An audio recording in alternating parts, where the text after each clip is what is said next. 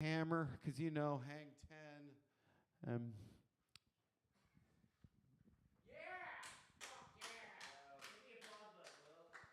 you know,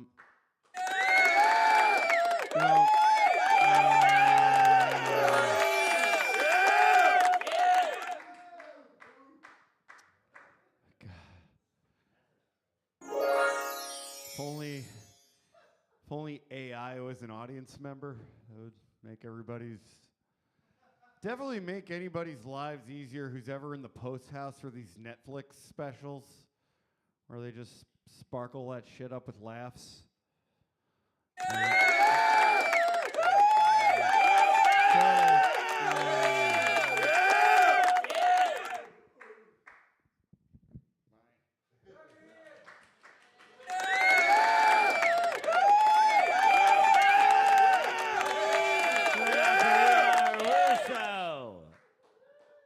Even on your birthday, nobody pretends to laugh. That's why you gotta be funnier, guys, because it's room's hot. You gotta be funny. I just like when you're talking about the Dan Snyder stuff. Like it made me wonder if like when Dan Snyder like molested all these Nickelodeon stars, he was just like, "It's time for slime time. It's slime time." That's what he called his little.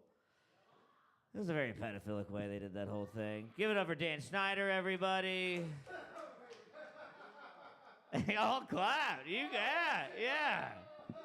Give it up for rapists. Woo! And give it up for this next comedian, Jeffrey Worm.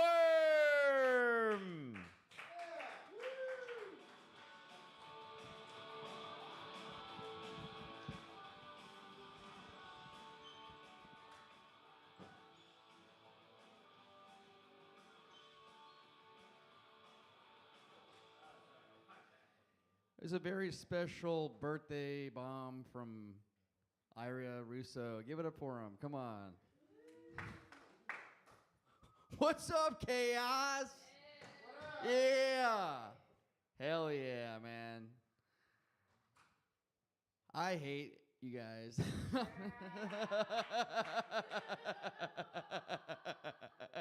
It's okay. You hate me too. It's all right. Dude, isn't it great trying to make people that hate you laugh? Isn't that fun?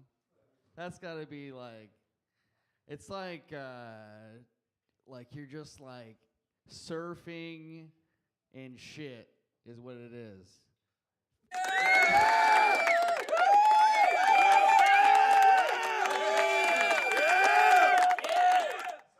I've got room's hot. Room's fucking hot. You guys hear all those people clapping in here? Hell yeah. Man, now I'm fucking deaf because the fucking sound effects are too loud. It's just fucking. All right. Room's hot. Yeah. Room's hot, baby. Woo! Cooking with gasoline, man.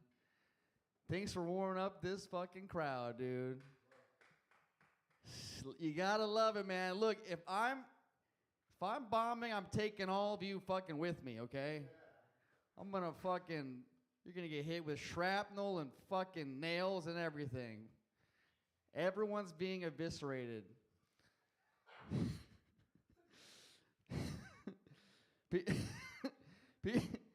People like, they ask me like, what do you think about what's going on in Israel with Israel and Palestine? I tell them, look, I'm not Jewish, okay? I don't know what to fucking tell you. I was just walking through an Orthodox Jewish neighborhood, and man, are my middle fingers tired. Dude, what's up, dude? Another one of my friends. Another one of my friends. I like where.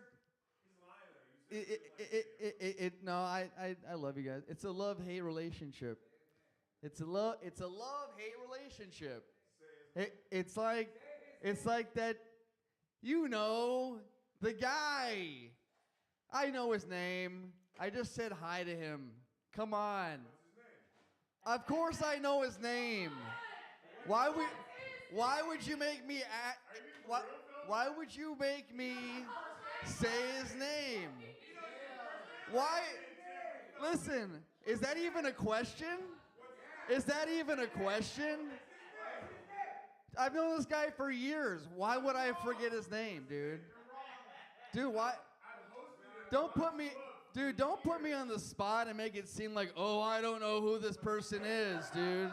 I know who he is, dude. We have, like, dude, he let me crash at his house, dude. We go way back, man.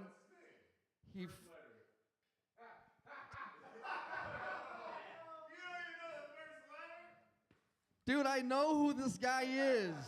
Don't put me in a position to make me seem like I'm a fucking asshole, okay? Of course I know who he is, bro. Give me the first letter, please. The first letter of his name sometimes starts with a vowel. What? Just give me a fucking letter, dude. This is like... Give me the first and second letter, dude. Dude, I have a form of brain damage where I don't remember my closest friends' names, dude. I don't remember. Mia doesn't know your face, and I don't remember names. You're gonna let her off the hook and not me? Come on. How? Mia knows your name. I know your face. We're even. I know you. She doesn't know you, but she knows what they call you. I know this guy's fucking name, man. Shut up. No, dude. There's no... Why would I do that? Absolutely not, dude. It's going to come to me, and when it comes to me, you're going to see, oh, see, Jeffrey's not that bad after all. Jeffrey's not that bad after all. See, he remembers his friends' names like...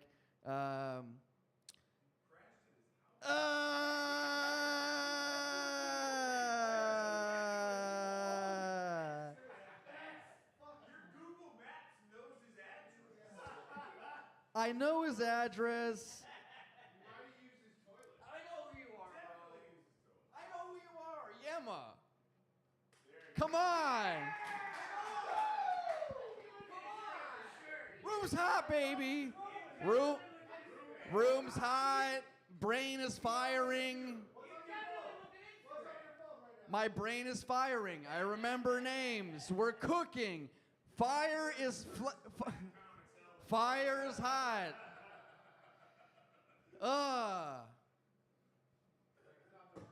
Dude, I wrestle with my sexuality. Who doesn't, man, you know? I know that I'm straight. Maybe I don't want to be. I don't know. I mean, this is how I know that I am not gay. Is I've tried it and I didn't like it, and I tried it again and I didn't like it, and I'm just a straight guy that has a hard time getting people that are women to be attracted to him, you know? And there's nothing wrong with that. Women that go after me usually are single women, single parents, single mothers.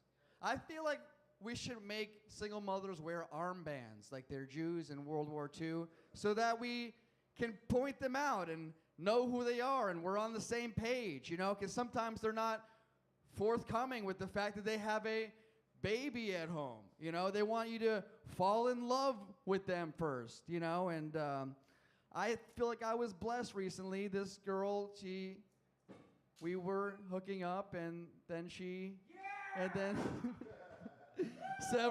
several times, and then she just was like, hey, you know what, maybe we should take a break. And I was like, I think that's probably the healthiest way to go. Why doesn't that happen more often? You know, I feel like I'm like the luckiest guy in the world, man, to be able to smash and then take a break from you. That's fantastic, man. And she is Latina, okay? And We were together for about 6 months. Everything was going great. But she's just like, how come you never take me out? And I'm like, well, I don't want to be seen in public with you, you know? And she's like, because people always ask me, how come your girlfriend's homeless? And I'm like, she's not. She's not. She just looks crazy, you know? And she's doing good. This is the thing, man. She left. You know when they leave stuff at your place and you're like,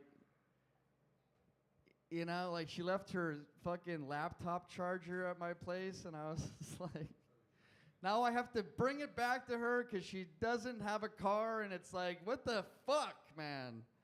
I don't want to bring the, you know, and I was like, she's like, I'm going to take 2 buses. I'm going to take 2 buses over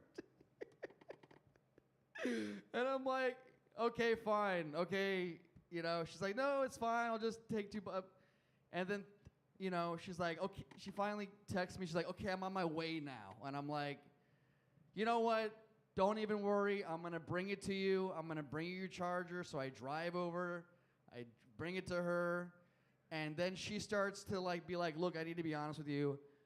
I just lost my job. And then she's unloading the dramas of life, and you're like, there's nothing attractive about that when somebody tells you all the shit they're going through, and you're just like, look, I have shit that's going on with me too.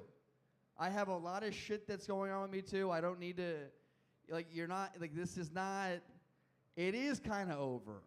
It is kind of over, you know? You know what I mean? Folks, but I am on all the dwarf dating sites. I'm on the dwarf Discord. I date dwarf women, and I'll show up and they'll be like, oh my God, you're a lot taller in person. And I'm like, yeah, I get that a lot, you know. Thank you so much, guys. Have a great night.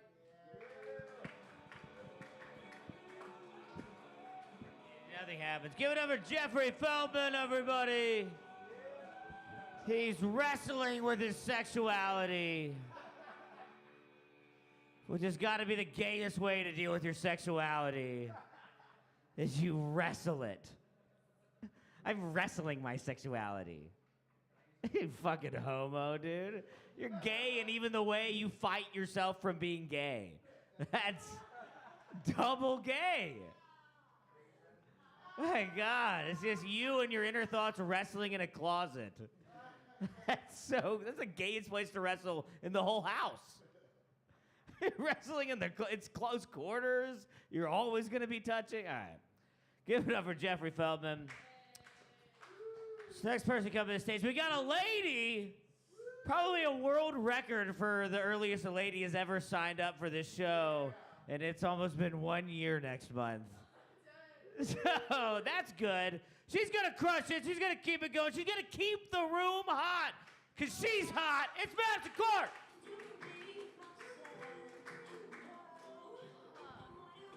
You put some girl song? I love it. What's up, everybody? Bet. I'm very excited to be here. I'll just keep rolling on the theme that we've been on. I'm gay. I can't wait to tell all 14 dudes.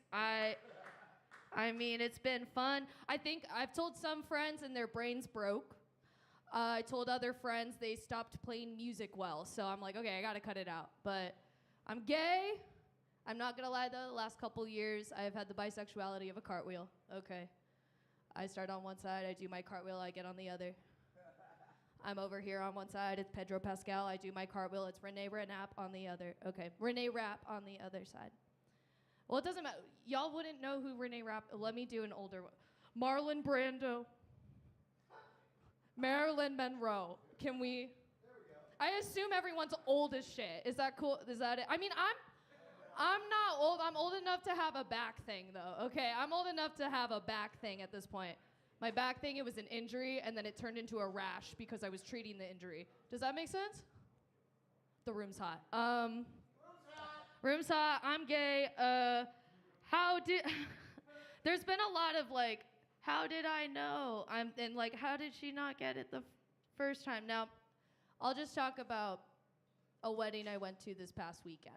I went to my friend's wedding this past weekend, and you know how the trope is you cannot dress in white, you cannot dress in white, that's what the bride wears? I'm gonna tell you about a new rule. I don't think you'll need this in life, but maybe you're dating somebody or you're with somebody, a friend might need this, but try not to pull up dressed like the mother of the bride. Oh. I pull up in my finest pink suit. Mother starts walking down the aisle of the sweet little downtown venue. She's in her finest pink suit. Hers is magenta, mine is blush. I have a magenta top underneath. It is the tension. It's thick. We get to the end of the night. The end of the night, the table I was sitting at, it was me, college friend number 1, college friend number 2, who fucked college friend number 1, college friend number 3, who works for, and I used to work for our boss. But this is my ex-boss at this table and my old 2 coworkers. So it's a little bit of a dynamic. I'm in a pink suit like mother of the bride. At the end of the night, I'm standing next to the mother just on accident. I'm with my friend who just got married. Incredible. She looks stunning. We're standing next to each other. She goes, wow, and she's trying to save this moment. She's like, you look it's pulling together. And the mom turns to me and goes, hi, Barbie. And I went back and I said, hi, Barbie. And then my social battery was so drained. And I did want to talk through that. Thank you for being so disinterested. Yes. Yes. Point of the story is I'm so gay now, I'm dressing like the mother of the bride, which is in a pink suit and sneakers. So that's about how we're rolling. Huh? So I'm thinking yes. Based on ex-husband being there, and ex-husband had hair down to booty. Like, she was into stuff. I was like, get in. My friend is the most gorgeous human in the world, married her beautiful husband. I was the ex that made it to the wedding because we would double date with them and then fuck my ex. I made it to the wedding. So that is awesome. Okay, thank you. Somebody threatened me at my job, but it's really funny because it's another stand-up. So it kind of meant nothing. You know what I mean? So, but it scared all my like coworkers. It didn't scare me. Anyways, that was silly. Name names. So, well, let me tell you the context because it's so dumb. It was a show. I work at a performance venue. There was a fuck ton of spike tape on the floor. So we had to shoot the next day. They're like, this is too much spike tape on the floor. And spike tape, it's like basically just like markers to let people know where to put shit. And it was a quarter of the floor was filled with it. The floor is 3 times this room. And it was a lot. I pull up the spike tape. Homie comes in. I'm not on shift. Starts yelling at my coworkers, goes, who do I need to beat up? Who do I need to beat up? And of course, I'm having a fun conversation with this guy earlier in the day. We are vibing so hard. Having a great time. Then my coworker, who definitely has a crush on me because they were very affected by it, they were like, yeah, they were saying they were going to beat you up. And I was like, the stand-up?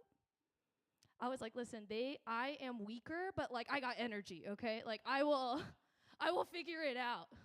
I don't know how to fight, but I think his name's Jerry. I don't know. We'll figure it out. Yeah, I fucking care. He was a hindrance at my job, but we need to talk about something. We need to get on the same page about something because clown, are you guys hearing about the clowns? Clowns? Okay. I'm going to talk about it. There's a huge thing going on in LA where everybody, like yoga, you know how everybody 3 years ago was like, let's do yoga, let's find yoga together, let's do yoga. Now it's clowning, Okay, I come with warning. I don't know if that's the light or if you're showing a thing. Oh. Oh, okay. I don't want to. But we gotta talk about clowns. Because clowns are weird. They're these weird theater kids, but they're like another niche part of theater kids. And at my work, I run into clowns. Along with these clowns, I've run into other fellow friends of ours. And I'm like, oh my God, you're taking clowning. This is crazy. And they're like, why are you here? And I'm like, I work in the building. It's cool.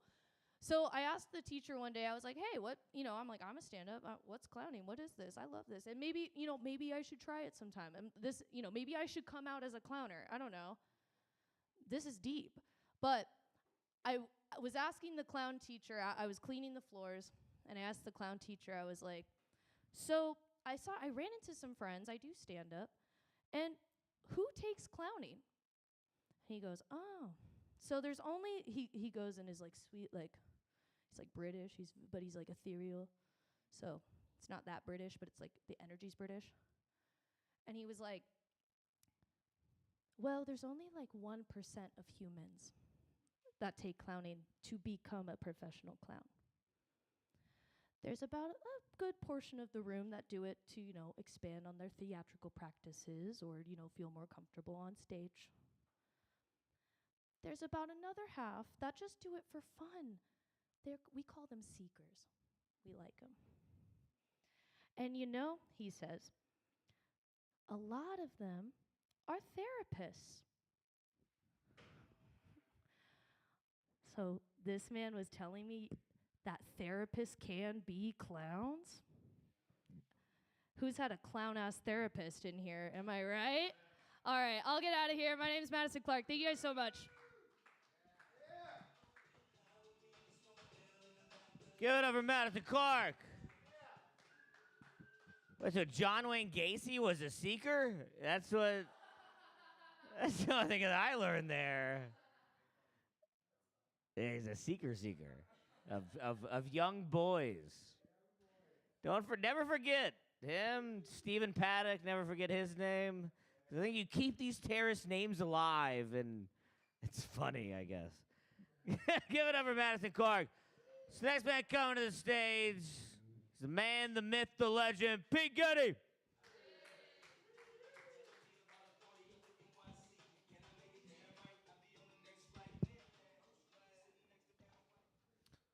Happy birthday, Ian. You say people don't know you're Jewish when they meet you, and you say your middle name is Ira.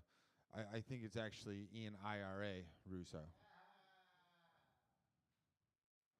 Like the Irish Republic Army.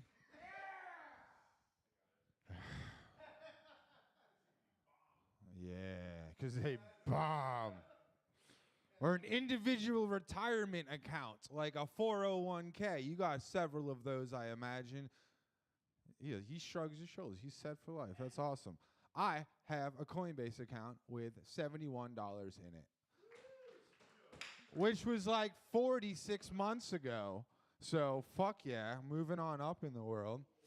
I'll stay in the theme of the night and talk about boring wedding stories you don't give a shit about. So I went to this wedding years ago with my girlfriend in Ohio, which I don't know if anyone's ever been there. It's fucking weird.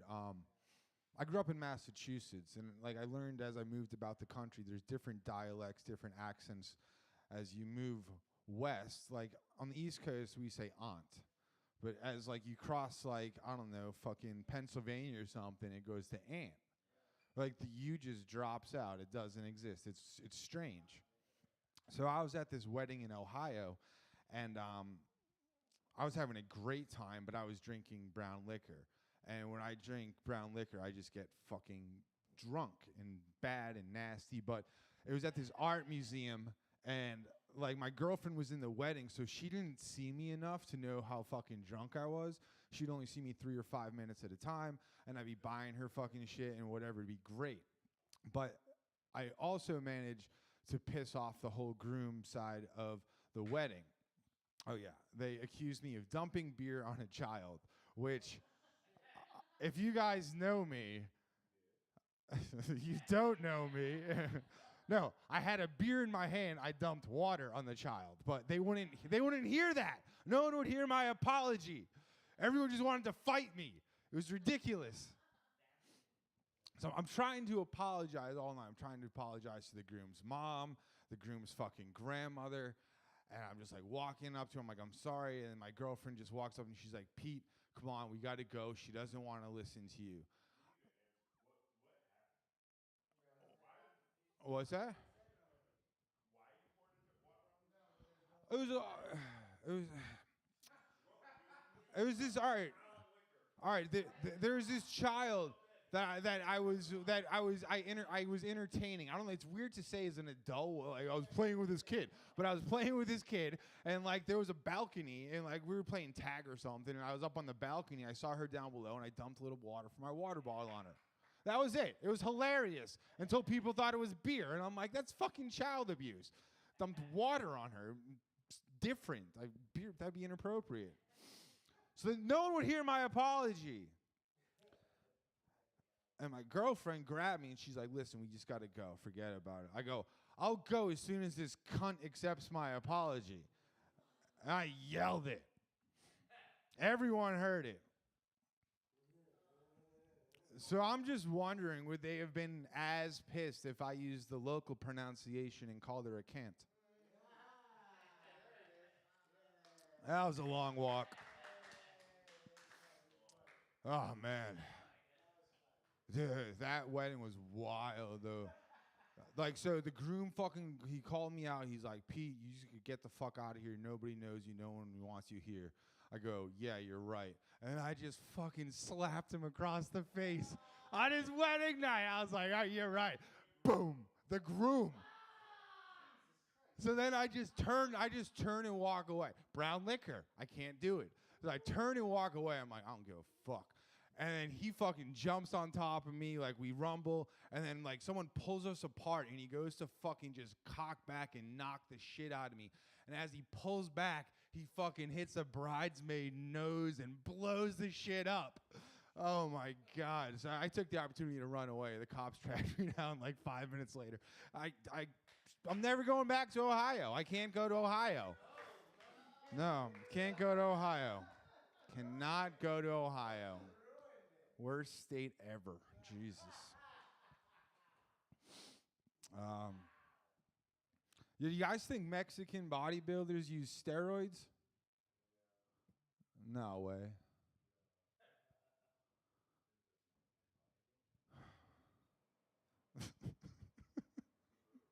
He could probably lift up you, Ray. I don't know. I could probably lift the wall. Oh, man. Yeah, fucking Puff Daddy. That's funny, man. Like, it just brings me back to, like, 7th grade. I had his green T-shirt. It was, like, a $100 bill and just Puffy's face on it. It said, all about the Benjamins. And, yeah, it's just, like, bad boys for life. Like, oh, man, we knew you were gay back then. Fucking bad boys. I'll be disappointed if they get Nas. I feel like Nas is real. Nas isn't a bad boy. No. God, no. Nas is, I hope he's cool. He seems pretty gangster in some of the things I've seen. I don't know. Anyways, that's interesting shit. Anyone drink wine here? Yeah, fuck you all. You don't drink wine. But I'm going to try this joke anyways, just in case. Did you guys hear about the crime that was committed up in Napa Valley? Somebody ripped up all the grapevines. They're calling it an act of terrorism.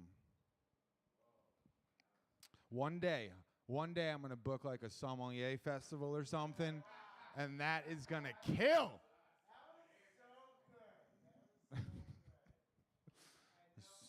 So good no one knows it. Yo, guys, we got to stop lying to women about the size of our dicks. No, seriously, my neighbor thinks a Coke can is 8 inches tall.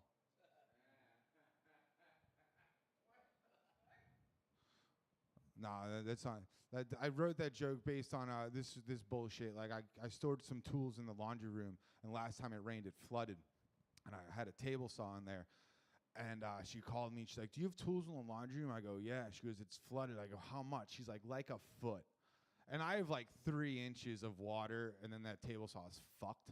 So I'm like, fuck, that sucks. That's expensive. So I get there, dry. Like, I'm like, a foot, Michelle? This is not a foot of water. Like, what the? Women don't know what measurements are. Some men don't either. Who am I? Can't be racist. Just because I own 6 tape measures, I'm not better than you guys. I learned like actors, you know, some like when they do a sports movie, they hire like professional hockey players or shit to act, and they teach them how to act. It's a lot easier than teaching actors how to skate. And I'm starting to run a carpentry business. I've been a carpenter for 20 plus years, and now I'm finally trying to make money not doing it, but doing it, you know? And I've learned that trying to teach someone to be a carpenter for $25 an hour is the biggest fucking waste of money you can ever spend. Yeah, I mean, at all. Yeah, but yeah, that's one of the names. Oh, Evan's fucking cute. He thinks it's like a fucking volunteer system, and I need his help desperately. Like, he goes to me the other day, like, I got this big fucking job. We're doing like a 40-hour week, and he fucking hits me up. He's on Thursday night. He's like, "Oh yeah, so be a little late tomorrow. I'm going climbing with Angie." I'm like, okay, what time are you going climbing? He's like, noon. I'm like, Evan, we start work at fucking 8 in the morning. Like, what time are you planning on coming to work? He calls me at 3 o'clock, and he's like, "Hey, I'm on my way in. I'm just going to stop and get some food first." Don't worry about it, dude. Yeah, he did it. It's just like, all right. He's a good kid. He tries. You know what? For someone in their early 20s, yes, he tries very hard, given fucking the status. I mean, you know what? He might be... And you know what? He's a woman on the inside, but he's keeping his penis, and I respect that.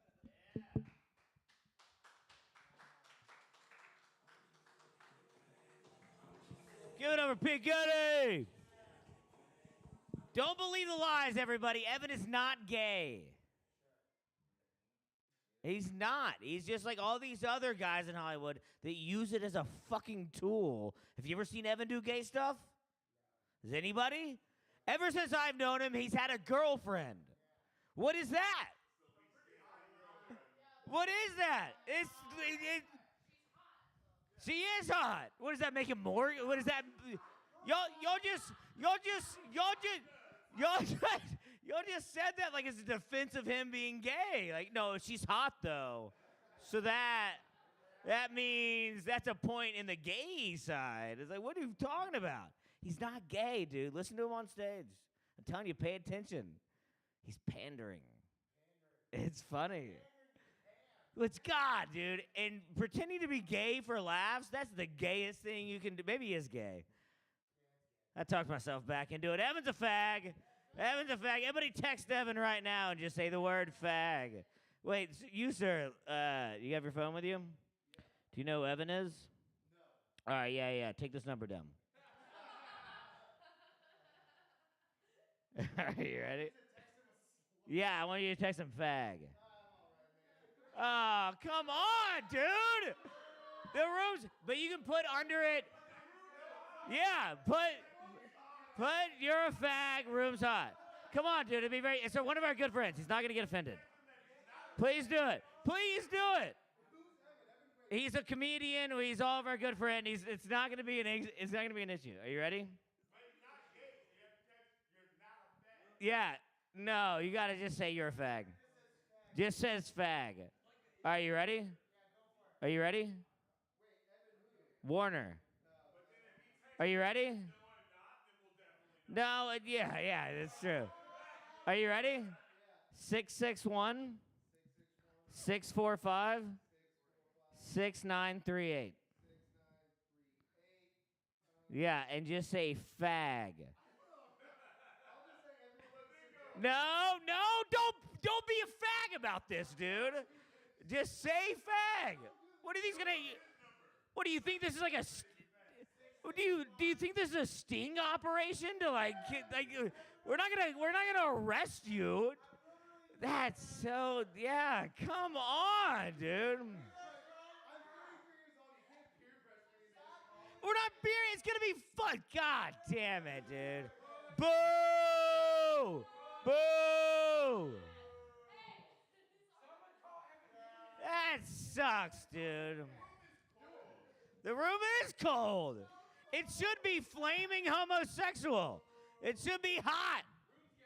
God damn, dude. If you would have texted that, like everybody in here would have cheered and you would have gone on stage next. We probably would have had a parade for you.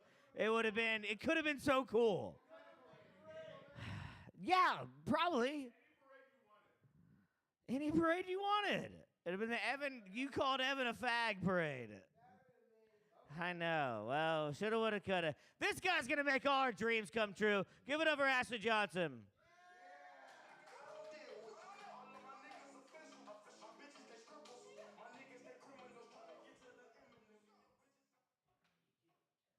I can't believe you didn't do it, man. They're live streaming and everything. So that, right? Yeah, you look like a pussy on the live stream now. It's lose-lose for you. We set you up for an all-lose scenario. Either you look like... Yeah, man. You want to be a coward or a bigot? What do you want to be right now, bro? So right now you're leaning coward. I'm going to say it's a brave choice. See, throwing it around like it's the 90s. You kids most of you didn't even grow up in the 90s. I feel like if you grew up in the 90s, you should be able to say fag. It's like, if you did. If you did, because isn't that supposed to be like the marker for slur? If you've been called that in hatred, then you get to say it. And like I've been in fist fights because of that shit. Fucking. Is Pete? Where's Pete at? Pete. Fucking. Is that wedding that you ruined is that a divorce now? It feels like that. You told the beginning. You knew it. You just told the origin story of a divorce. You know? There's a room full of lawyers that fucking love Pete. They're like, this dude ruins weddings like nobody. You want a bride to hold resentment for several years? Get Pete at your fucking wedding. You remember when you had that fight? You punched Angie in the fucking face, you idiot? That's all he heard for 4 years. Until he's like, fine, take half of my shit. I knew I shouldn't have invited Pete. Nobody wanted him there to begin with. You were telling that story, and I tried to think, and I was like, you know what? I've like never been invited to a friend's wedding, and now I'm just realizing like, I don't think any of their wives like me. I think that was what it was. They're like, don't invite Ash. He's a fucking alcoholic, and he's gonna ruin it. He's gonna get weird and sad. You know how he gets.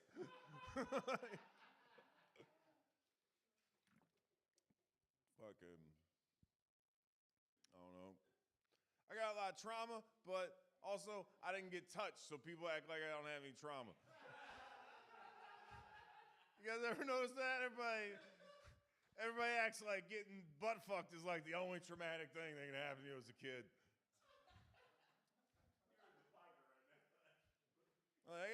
Room's hot, that's all I'm saying. Room's hot. Hot room. Yeah, man, I never got touched. I did watch a bunch of hardcore porn in like the second grade with a 17-year-old dude named Romeo. So I don't know if that counts as getting touched or not. That's like getting eyeball touched, I guess.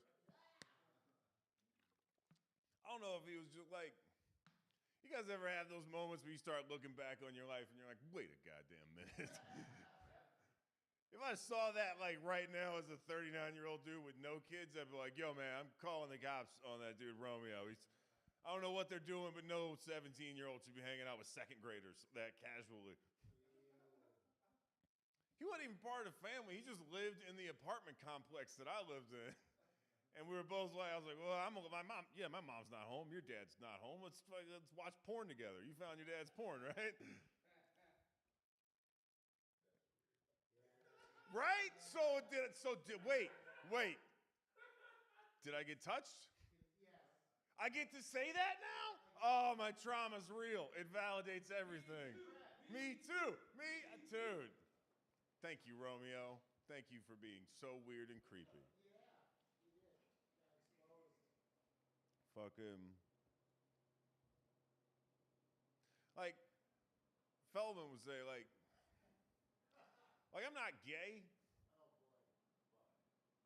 But then I got drunk and made out with a trans chick one time after Eric Andre's birthday party. It's possible. So now I can say it. That was one of those nights where like I fucking came out of a blackout and you realize you're like the only dude in like a rooftop full of trans women. It's just you and another guy, and you're like, wait a fucking minute, man. We've all been there, right? That's you guys. You've been there, Pete. Fucking, you've been there. You've been there, dude. You've been there. You know how I can tell? You didn't call Evan a fag. You're like, I wouldn't want somebody to call me a fag. I remember that one weird night. I was living downtown, and I came out of it on a rooftop, and I didn't even know where. I was so blackout, I didn't even know where I was. I just saw the Eastern building. I was like, you gotta get out of here. Just walk towards the Eastern. And I was like, that's where I gotta go. And they're like, you're not still there? Absolutely not. I'm leaving right now. I gotta go take a shower right now.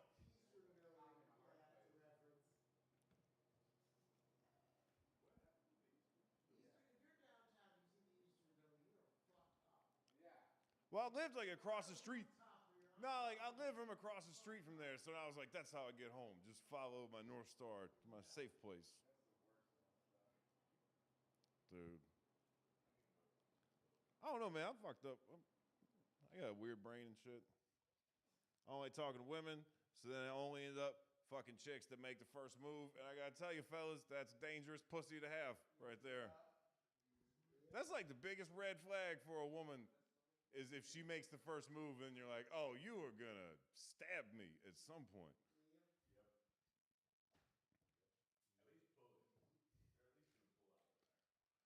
Yeah. I'll tell you what, though, woman that makes the first move, you can talk her out of using condoms. That's for sure. That is for sure. Women that aren't into vaccines, also you can talk out of using condoms. Like, nah, we're going to track your moon cycle, babe. I'll come on your tits. It's better than Pfizer, that's for sure. You want to have a baby? They force vaccines on those babies.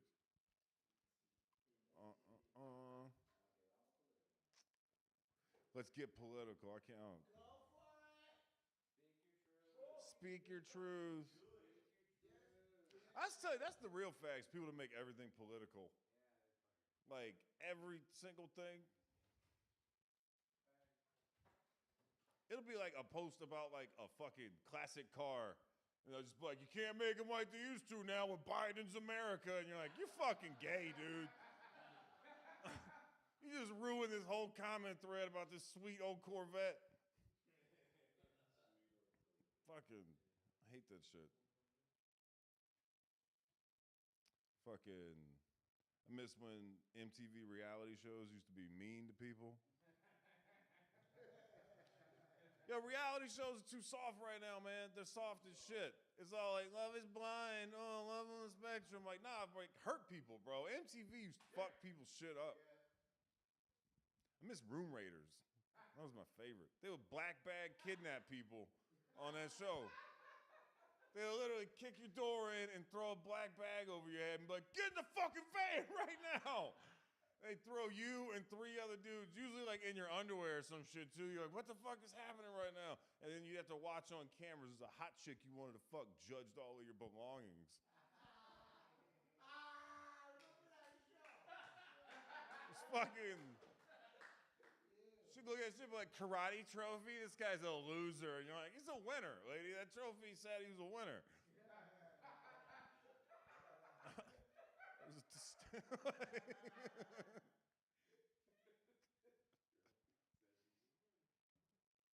Fucking bully beatdown. Is your brother being mean? We're gonna get a professional fighter to beat the shit out of him. You're like, what the fuck, dude? That's some mafia shit right there. Dude, the meanest shit ever, though, meanest shit ever is an unreleased one that my friends were in the fucking mid, like, 2010s, early 2000s. It was, my friends were in this band called Soburnt, which is, like, classic fucking mid-2000s shitty gutter punk fucking band, right? Like, metal band. Like, gutter punk metal, but then also kind of douchey, right? And MTV hit them up, and they were like, oh, we're going to make a documentary about local unsigned bands. And we want to feature you guys' band. We're going to do a true life documentary. Then you're going to play a sold out show at the Knitting Factory. Zach Wilde is going to be there, your fucking guitar hero. He's going to be there. You're going to record a song with him. It's going to be awesome. And they were stoked. And then they were doing like B footage and shit, partying at the house. And they're like, yeah, let's get some footage of you partying real hard, Nick. Yeah, drinking. Look at these guys. And then they showed up to play the show at the Knitting Factory. And it was just all of their friends and family in a circle with intervention-style letters telling them how much their band sucked. Yeah, and they would use the party shit and then call it out in the letters. And they'd have footage of them like, Nick, yeah, go show them how much you party. And then the letter, they're like, Nick, you got to stop partying so much, man. You're embarrassing us all. Your mother's worried about you, Nick. Zach Wilde showed up just to tell them they sucked, and then he left.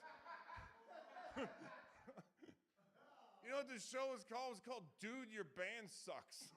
They didn't even try. You can actually find the episode on Vimeo. Look up Dude, Your Band Sucks, Soburnt. Wow. It's fucking... Wow. No. I was not. I didn't want to go to the filming. I was in another unreleased MTV pilot. It was a reality pilot. This pilot was called Suburban Virgin. And their whole goal was to find dudes in their 20s that were still virgins and then get them laid in an episode. That's all he wanted to do. And a friend of mine, his roommate signed him up on a goof. Just being like, look at this prank. I'll tell MTV you're a virgin loser as a goof. And then MTV picked him. And I was just selling the dude weed at the time, and he invited me to party with the producers, and they're like, you're cool. You're going to be his best friend in the show. And then we just scammed MTV for a whole reality pilot taping. It was the hardest acting I've ever had to do because I would have to show up. All I did was sell the dude weed. We had no other friendship. So I would just show up to his house 3 hours before filming, and then we would get our story straight for our childhood friendship, and then the rest of the crew would come, and we'd have to pretend this whole story was actually happening for reality TV. I'd be talking to the PAs, so is Ryan really a virgin? I'm like, yeah, dude, it's always been, I think he got touched as a kid by his dad or something, I don't know. He didn't like talking to women. I think he had to watch porn with this dude Romeo when he was a little kid. All right, guys, I'm out. Peace.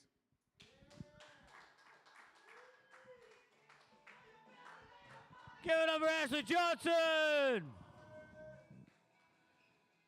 That's how you do it, fellas. Did you learn? Did you text Evan Fact yet? Then don't even talk to... All right. Give it up for Ashley Johnson one more time. Let's keep this thing going for another legend in the house. Give it up for Brennan Weeks.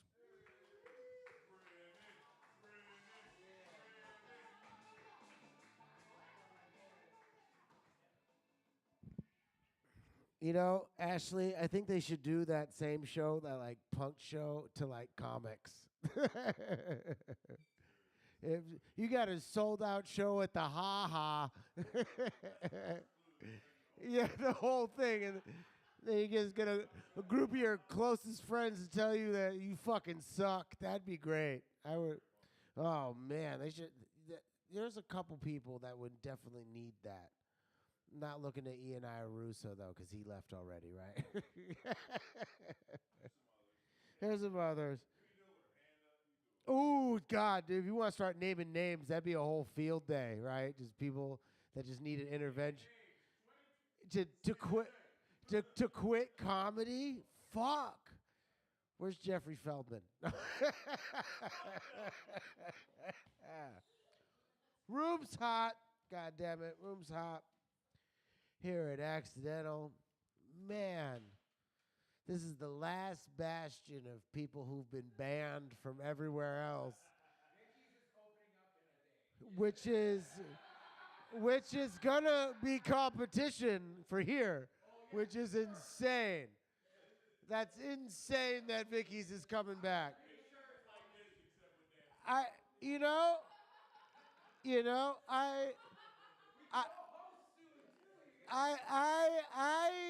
am making the point. I don't know if I'm gonna go to Vicky's. I don't know if I'm gonna do it. Vicky's was a desperation move in the pandemic to be able to get more than 5 minutes, right? Because Bert's back room was a fucking scam, and we all knew that. Bert's back room was for everybody who gave each other hand jobs at the Improv. And the rest of us were just like, I actually enjoyed the garage mic. And then we're like, all right, I guess we'll actually go and do Bert's back room. And then Vicky's became some like weird, surreal, like mind fuck where there was like maybe pedophilia on the table. Like that was so crazy. I'm saying that Reverend Johnny could be a rapist and that we shouldn't be friends with him. I'm saying maybe because I'm not sure, but I'm also for sure that that could be a thing. And that everybody should be aware. I don't know, but I'm like, I fucking know. Like, I don't know. Fucking shut up. I will say everything that this scene refuses to say. Are you a child rapist? No. Thank you. You took a breath, but I believe you. You took a breath. You're the reaction time. Are you a child rapist? Oh, great. See, there you go. See, look, no delay. That's all you got to do. That's all you got to do. No, it's the breath. It's the breath. It's the... and then they got to think about it. Don't fucking do it. I actually was at a mic earlier with a guy who said he's been to jail, and the thing that he loved doing was poking pedophiles in prison. That was his favorite job. His favorite job is poking pedophiles in prison. You want to go to prison? Good. See, look at that. You want to go, because there's people out there that are willing to poke you. Not like Facebook. No, it's not a Facebook or a dick. It's stab with a knife or a razor blade. Okay, I'll double down and move on. And look, as a man who works with children, I will say that anybody who's a pedophile is fucking gross. Is gross. Children are fucking disgusting, all right? Like, who the fuck are you, yo? I've been working with kids for 15 years. There is no bone in my body that's like, that's a fucking good idea. It's disgusting. And you should be ashamed of yourself, you fucking pedophile. You took a breath. Don't you fucking dare. I've always thought about it, man. I protect innocence, right? That's what I do as a job, right? Any child who's ever been in my care, I've always been like, you are who you are, right? Which has led me to become an advocate for trans rights. Let me tell you this. All right, so a couple of years ago, I was working at a school, and there was a kid that came out at age 5 that said they were trans, right? And you'd think like, oh, wow, how would they have the advocacy to do that, right? But turns out the entire community supported it. We all were behind it. They transitioned successfully, no hiccups. In fact, they'd like to go to restaurants that had gender-neutral bathrooms and would thank the staff at these restaurants for having that representation for them. And coincidentally enough, one of those restaurants was Five Guys.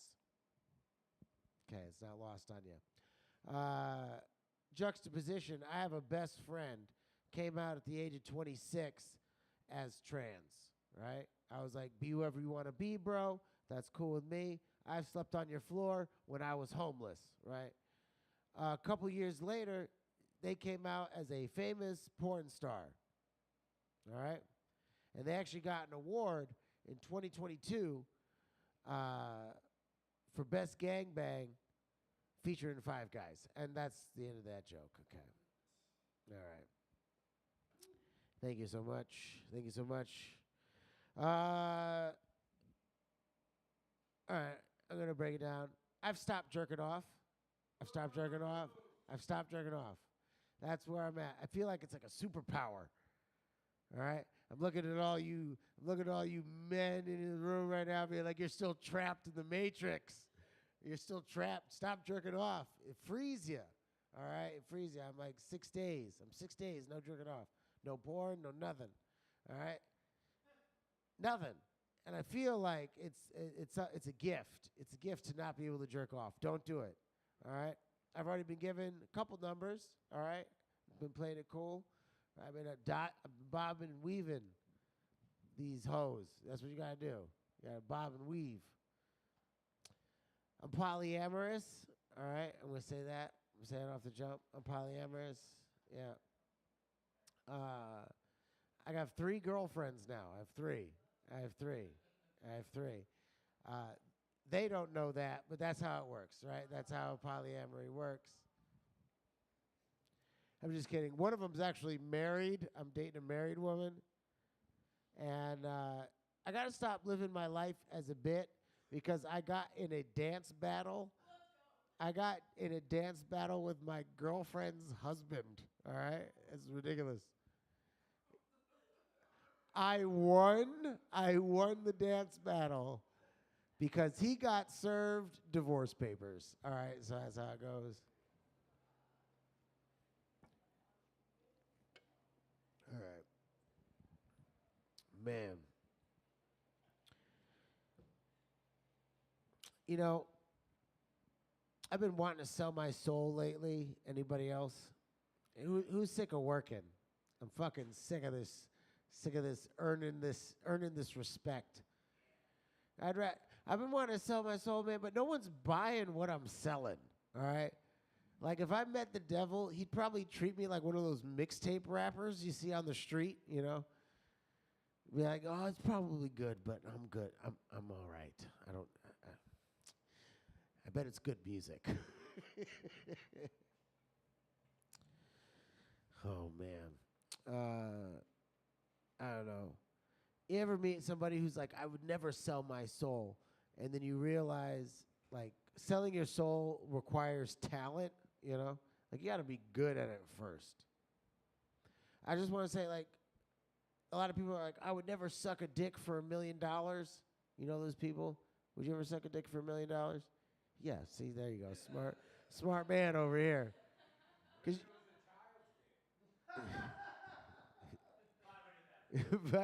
yeah, reduce that price. Full circle to the whole beginning of the bit. $10. Jesus Christ. Jesus. You know, I should just fucking.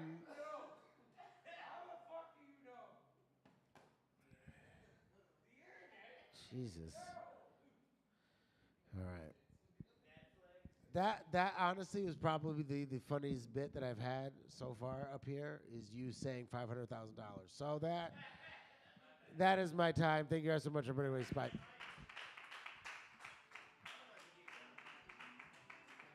Give it up for Brendan Weeks. That was amazing. Brendan, they had to specify, he's like, I'm not jerking off and I'm not watching porn, nothing. It's like, I would be so much more concerned if you were just watching porn still, but weren't jerking off. That is next level porn addiction.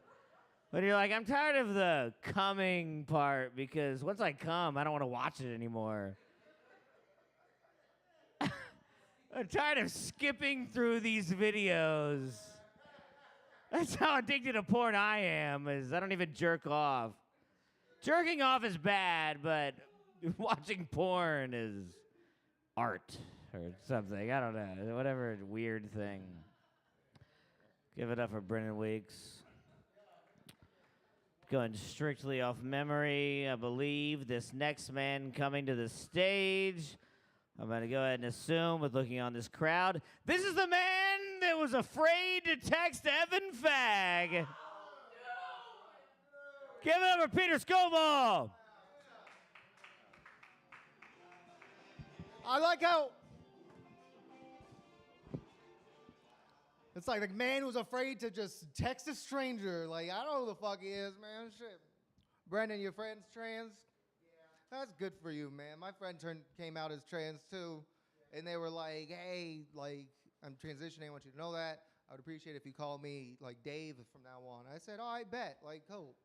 And, like, trans people got it, like, probably harder than most people, you know? But if they had one ace up their sleeve, it's that they can choose their own name. Yeah. You can choose your own name and you're going with Dave? What the fuck? If I was transitioning, I'd be like, hey, I'm transitioning. I'd appreciate it if from now on you called me Scorpion or Sub-Zero or Beethoven, you know? Fuck. No one's called Beethoven anymore. My friend's in prison. He's been in prison for about 5 years. Yeah, he's in prison because he allegedly, him and some other people allegedly dressed up as sheriffs and robbed a weed dispensary. Right? Allegedly. Well, he got convicted already, so like, and he's in Lompoc, so like, I mean, yeah, but and you can Google it, just look that up. They robbed. Anyway, like, listen, like, robbery is wrong. You shouldn't take people's stuff that isn't yours. But I would argue that, like, if you do a crime that is really, really cool, they should just let you get away with it. You know what I mean? Like, if I was his lawyer, I'd be like, now listen, Judge, I may just be a simple country lawyer, but my client, that's really fucking cool, right? Like, what the fuck? He did Heat. Heat. All right. Don't tell white people, listen, my mom's from the Middle East, right? Don't tell white people about the problems in the Middle East because they can't handle it. They just have mental breakdowns on Instagram about it. And it's just like, please do not insert yourself in this situation. You made it bad enough. You know what I mean? Fuck. That being said, tell me you wouldn't have thrown a rock at Jesus on his way up to the cross. You wouldn't have done that shit? Everyone's booing this man? You would have been like, yeah, bitch, fuck you. I would have. Fuck. Anyone got a nemesis? I got a nemesis. I've been beefing with one guy since high school. And, like, this is how long our beef has been going on for. Like, he would, like, Facebook message me, like, man, fuck you, dog. And, like, we lived on, like, different parts of the country, like, different ends of the country. Man, fuck you, dog. Fuck your family, homie. And I saw that he had a kid, and I was just responded, your daughter's ugly. Check and mate, bitch. What the fuck? You can't say shit to that. When they go low, you go lower, man. He hasn't responded since, so, like, I win, man. He knows where to find me, Hollywood and Cherokee Boulevard, man. That's what the fuck. I tell him where I'm at. Let's see. You know, like movies where they got like, it's like a movie, it's like a Japanese mafia member or like a Japanese businessman and they're eating like sushi off a naked girl. Does that actually happen? Like, can you, I don't know if I could do it, honestly, because like I would feel compelled to make small talk with her. Like, if I was like eating sushi off a woman, I would just be like, so? How long you been doing this for? Yeah, 5 years. 5 years, huh? What happens if you have to sneeze? You never had to sneeze? That's probably the best.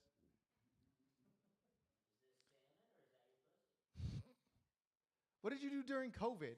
How did that affect your career? Like, that's what, in the Japanese mafia guy I'd be eating it with would probably just get mad, annoyed, and just be like, stop talking to the sushi girl, and like, you know. All right, let's see what the last thing I got. I hate it when a fight breaks out and people start screaming, no, stop, what are you doing? And it's like, what the fuck does it look like I'm doing? I'm fighting a stranger at a Dave & Buster's. Does it look like I'm writing the next great American novel? Man, shut the fuck up. All right, y'all. See you around. Peace. Be real.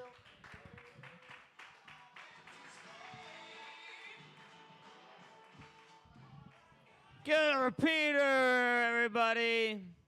Dude, you can do it. I've looked it up in LA. It's literally like $300. Really? like $300, you can get a naked Japanese lady. To your yeah, I like that though. I mean, fun to like pay for the thing, and then she gets here like, prove you're Japanese. You look Korean, bitch. This ain't ramen. That's what we should start doing. I think other cultures should start doing that for their shit. Like Mexicans just lay down and you just eat tacos and burritos off of them while they're naked. And Americans, I guess, just have like Italian and tacos and hamburgers and sushi because we don't have a culture. We're just white guys. Am I right? Yeah, what's your favorite American food? That was... Mine's... well, anything I say now is going to be not even funny anymore. I was going to say Mexican food, but now it just feels like the moment's passed. What? We're going to eat food off you naked. This is the man that I ordered to eat food off of him naked. All right, I guess that's it. Give it up for Peter, everybody. Woo! The mic is still happening. Isn't it fun, Yuma? I'm having a good time. Are you having a good time? God, you haven't been laughing much, though. Can I hear your laugh so I know when it is? Okay, I'll be listening for that. I'll be listening for those ha-ha-has. Give it up for Nick Lattimore. This next man coming to the stage, he used to be, I don't think you understand how much of a legend this guy is. He hosted a mic here for almost 2 years. Isn't that about right? Longer than me, dude. I've been doing this mic. It'll be 1 year next month, and I applaud this man because I am at the point of like, why the fuck am I still doing this? Where every Thursday, I put on a suit and sandals. The only reason I wear this, because when I started this mic, I used to just talk shit to people in the audience going, if you don't come next week, you're going to miss out on me wearing a suit. And then people would show up and go, you never wore the suit. And then now I'm stuck in this reality where I have to wear it every week, and it blows. And I have to deal with every single time I host this mic. Somebody, like it was Ashley Johnson tonight, there's always somebody that comes up and goes, you know what you look like? A used car salesman. I'm like, you think that's the fucking first time that I've heard this? Definitely. Give it up for Yima and Kelly, everybody.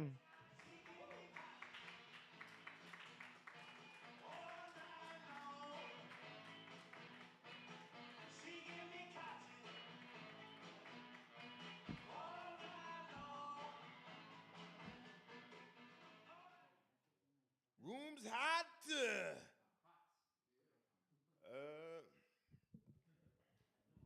How you guys feeling? You guys good? You feeling? What happened? I went to the bathroom and came back, and we dropped 50% of the people in here. What happened? Who did it? But how many viewers do we have online? You right. The room's still hot. I don't give a fuck about you people. 150 views last week. How you guys feeling? I'm feeling great, man. I'm feeling good. If you can't tell, I have my Xavier University Institute shirt on. Damn right, I'm a goddamn nerd, all right? This is the best time in the world to be a nerd, if we're being honest. It's never been better in the world to be a nerd. Have you guys ever tried to date online? Do you know how many times anime, manga, and comics come up in dating profiles now? It's fucking beautiful. It is beautiful. We're the new jocks. We're the new jocks. We're the new thing that women will pretend to understand in order to get some dick. It's us. They don't walk around wearing jerseys for players they don't know anymore. They walk around with anime T-shirts that they've seen one episode for. You have to. I did that. I don't know about you. I'm 34 years old. I'm the Dragon Ball generation. Nigga, we fought so that y'all could run down the hallways doing this shit. That was us. We had to stand 10 toes. We didn't have the room to just be weird, and people were like, nah, he's a ninja. It's fine. Like, no one knew what was happening. Everyone just knew that when you punch a kid and he just starts yelling for 20 minutes, that's not good. No one wants to fight that kid. Just leave him alone. Just leave him alone. It's better off. I'm the only person dating? I like dating, man. Look, have you guys, like, I'm a big, like, you know, I try and do the work, you know what I mean? Like, I try and do the things that, like, I try and listen to women when they communicate what they want. And so I'm just really saying, like, have you guys ever really tried being above 6'1"? Like, that's, like, have you just ever listened and just ever just, instead of complaining about it, tried to just man up and do what they asked and just be above? Just be above 6'1". You don't have to make six figures and be. It's one or the other. Yes. It's a one or the other thing, and so.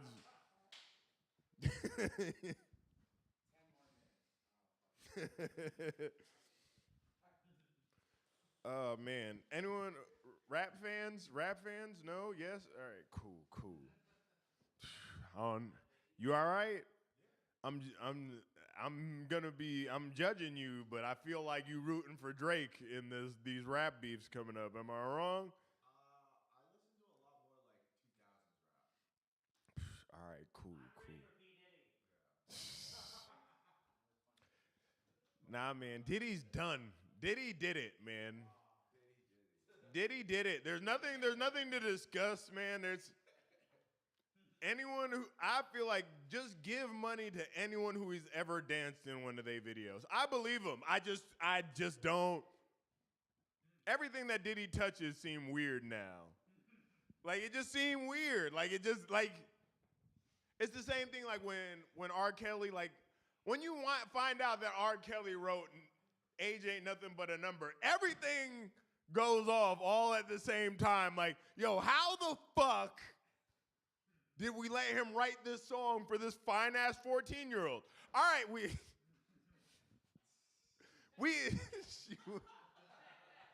I was fucking 8 when that happened. That's not on me. I just saw a fine-ass 14-year-old, and I was like, it ain't nothing but a number. I could pull that. Stupid. Exactly. I was just trying to be a victim. That's all I wanted. When Aaliyah came out, all I was trying to do was be a victim. That's not on me. That's on y'all. Nah, Diddy did it, though. You know how... just the most... Like, have you ever wondered about the song? Like, because the first person to come forward was Cassie, yeah? So Cassie was the first person to come forward, and she wasn't even trying to get shit. She wasn't even trying to say shit. She was just like, ayo, you know what it is. Like, yo, if you want to, ayo. And then he was like, I ain't paying. And then she was like, for real? And then that check cleared immediately. Then she had her only song is Me and You. And then it's just like, why? And then you hear the accusations of him watching her have sex. That's only a song you have to sing to somebody when there's other people in the room. That's only, it's me and you now. Tell me if you like, that's a song that you have to say to, like, make niggas focus on the task at hand. Don't worry about them. It's me and you. It's weird. Like, that's a whole coaching session. Here's the real thing that made it so that I was 100% sure that Diddy did it, aside from his ad-libs. Take that. That's too easy. Like, you know the fucked up thing is you don't know if the internet's real or not, because I saw you see the. Because I just saw that there was a file taken that was porno tapes that said take that on it, and that doesn't seem, that can't be real life. That has to be made up, right? That has to be AI or something. There's no way. It's too good. There's just certain shit that's too good in the world. But all right, the reason I know Diddy did it was because Diddy's the only person I know like who has 3 different music artists who just ran away and found God. Like, and you have to keep in mind, like, the first one was Mace, right? Mace was like, yo, I feel like Mace, I want to know what the incident was, though. The one that made him like, yo, I got it. I assume Mace was, he saw Biggie's shit on that girl's chest, and he was like, I'm out. Like, nigga, that's some shit that make you find Jesus. I can understand that. But he had 2 other artists that found 2 different gods. That's what you have to understand. None of them ran to the same God. He had Diddy, he had Loon, who became a Muslim. Like, he became like a real Muslim too. Like, he didn't just stop eating pork. Like, this nigga started only wearing shirts that hit below his knees. Like, he started living under Sharia law. You know what I'm saying? Like, he became really Muslim. And then the next one was Shine. Shine became Jewish. You know what I'm saying? Like, that's what I'm saying. Is Shine fucked with Diddy and then went back to fucking Haiti, and we didn't see him again until he had the fucking the curls. You know what I'm saying? That's a different, like, that's a different kind of trauma. That's what I'm Belizean, my bad. Belizean, he's a Belizean Jew. He's a Belizean Jew. Huh? Stupid.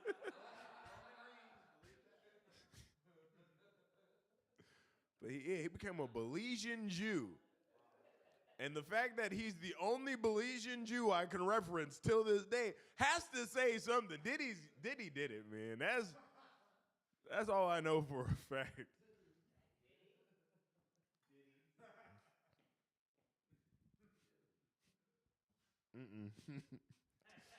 just gotta change the name to Did. That's where he's at now. He's dead now. He's P did. That's it. It's just P did. It's so bad. Like, we watched Diddy be a piece of shit. Like, and that's why I believe everything is we watched him send a whole, like, we watched him gather 6 people, all not from the state of New York, and make them walk for a cheesecake through New York. None of these niggas know what the subway lines were. And we just clap for it. It's like, he made him walk for cheesecake. And then it's like, oh, he's a terrible person to work for. And we kind of gave him an MTV show for that, didn't we? No, am I wrong? 3 MTV shows, if I'm not mistaken. That's just a shame that he didn't think to run for president before Trump. You know what I'm saying? Like, he could have got away with it too if he had the campaign finances to.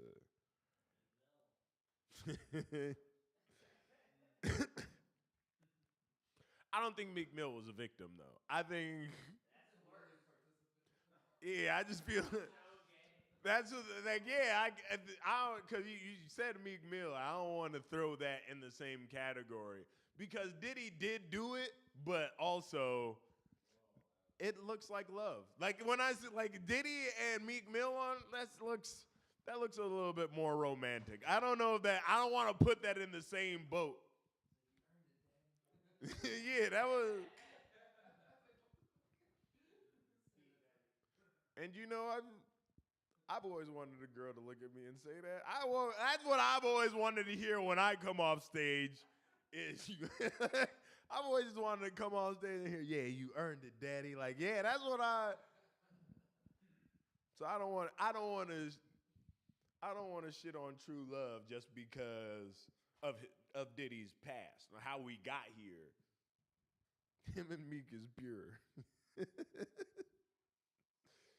Stupid. All right, what else is there anything else that Diddy did that I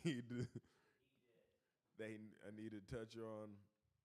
He touched on all of it already, I think. I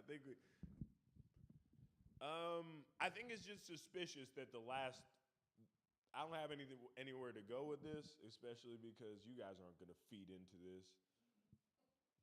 That's because of my racism. You guys might be. But this is for who's watching at home. This is for you guys. This isn't for the room. Even though the room is hot. No, but I think it's just very suspicious that the last person to sign with Diddy was Burna Boy. And it's only suspicious because Burna Boy is an African who's never had an American record deal and is short with muscles. And I just feel like I'm glad they caught Diddy now. That's all I'm saying is.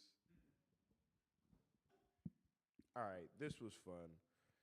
Give it up for Alec Yosi, yeah? Fuck Jeffrey. Ayo, fuck Jeffrey. Ayo, fuck that guy. I don't even know his name either. Fuck that guy. Give it up for this man who's built this room up to what it is today. What are you saying? What the fuck? All right, give it up for the man who built this room up to what it is today. And he did it, you have to keep him, he did it without shoes on. That's what you have to understand, is that he made it sure that, if he pulled up as your lawyer, you know you are going to jail.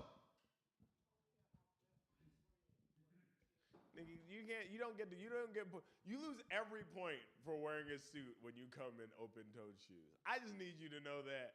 And even though the rest of the world doesn't see you, I see you for who you are, you piece. All right, never mind. All right, I'm Yema. This room is hot. Give it up for Alec Feinstein, yo.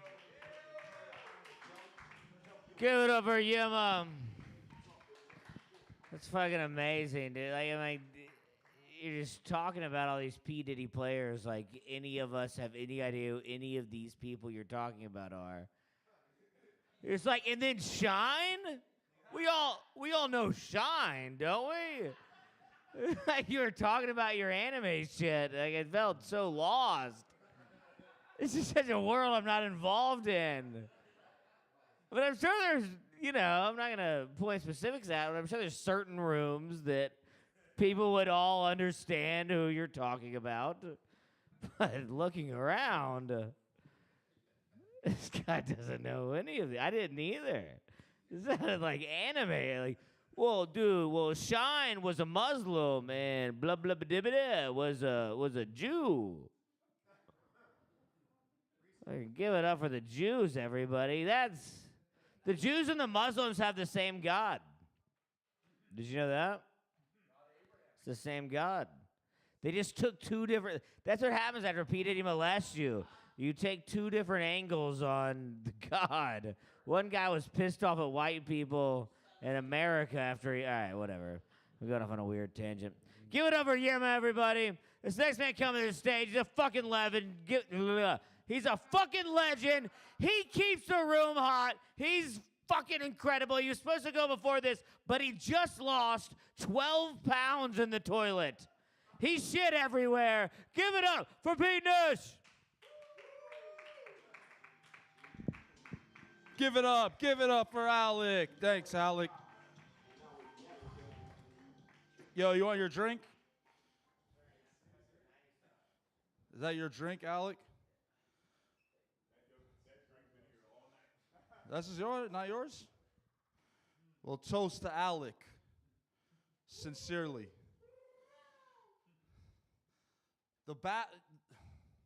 This is the problem with probiotics. They sell you on the benefits of your stomach, but they don't warn you of the shits you're gonna have. Because it's like you have antibiotics and probiotics. And when you've been fucking eating gummy worms for 30% of your life, your stomach's going to be fucked up. And the moment you take a probiotic, it's like World War III in your stomach. It's the worst shits you're going to have. Like the commercials for a probiotic, it's misleading how they're all happy. Like, stomach health is important. What about the fucking swamp ass? The dingleberries? There's pros and cons. I trust commercials when they have like a con. So the probiotics, kombucha industry is the whole industry is misleading us. I'm so addicted to wet wipes that like I took a shit in there right now, and whoever was banging on the door, I knew it was you. I saw your feet.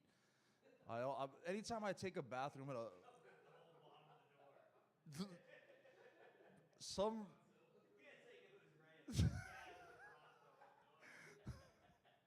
so I only, if I go into a public bathroom, I take a cup of water with me, just a small one.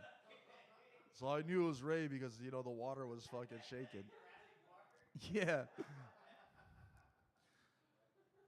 I'm always looking at people's feet just in case, you know, I get fucked with. But the reason I take the cup of water in there is because I'm addicted to wet wipes. And when you've experienced the leisure of a wet wipe, you can't go back to regular toilet paper at that point. You know, so the cup of water, I use it, I roll up a little bit of toilet paper, dip it in the water, and create my own wet wipe if I have to. Sometimes, if I have a soda, I don't want to wipe my ass with, like, the soda. I was at the HOTT, and I took a shit there. And I went into the stall with a Diet Coke.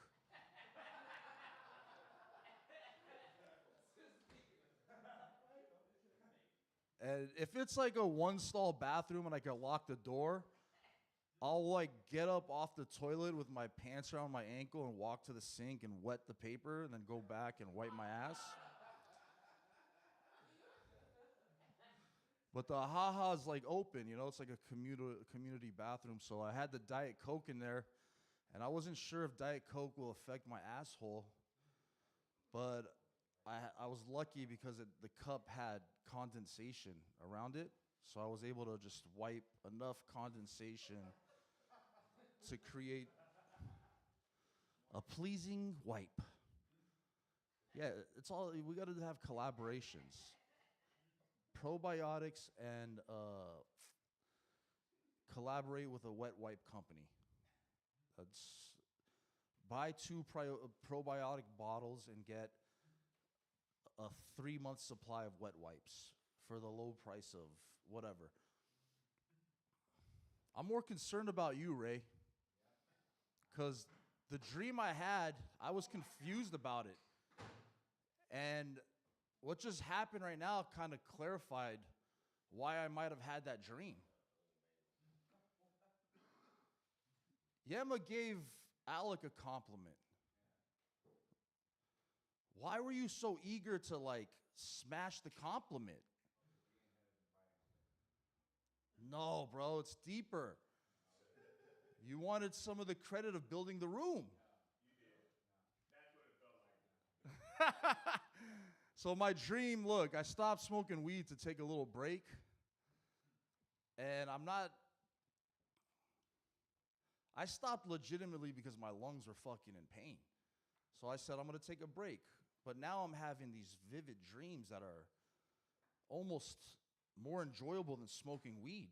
Like, I've been going to bed excited about what I'm going to experience in this dream. First week, I was with Bill Murray. Escorted him to a Asian escort. That's the dream. He walked away with an Asian escort, but yesterday I had a dream about Ray,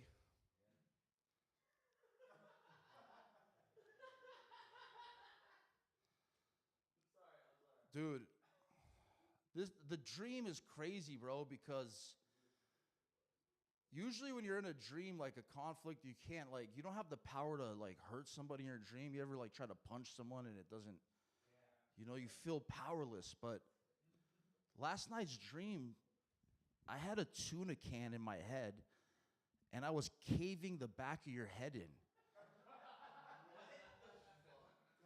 I'm raised in front of me and I'm caving his head in with a tuna can. And I woke up confused, bro. Like, why the fuck would I want to cave Ray's head in my dreams? No, bro. Usually when you have a dream like that, it's like something reverse, Like, if you kill someone in a dream and there's blood, it usually means good luck.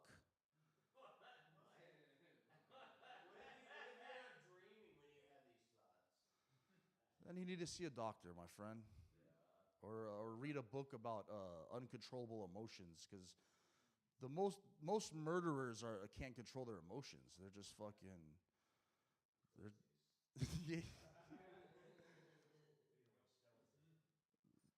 So what I've been dealing with is like I realize I'm a narcissist. We're all narcissists in here, bro. We're all self-absorbed, but most of you don't realize that. You're just living your life in your own fucking bubble. You're the main character, and that's okay, bro. That's human nature, bro. So when you realize you are that, and it's like, damn, I need to take some steps to like adjust that.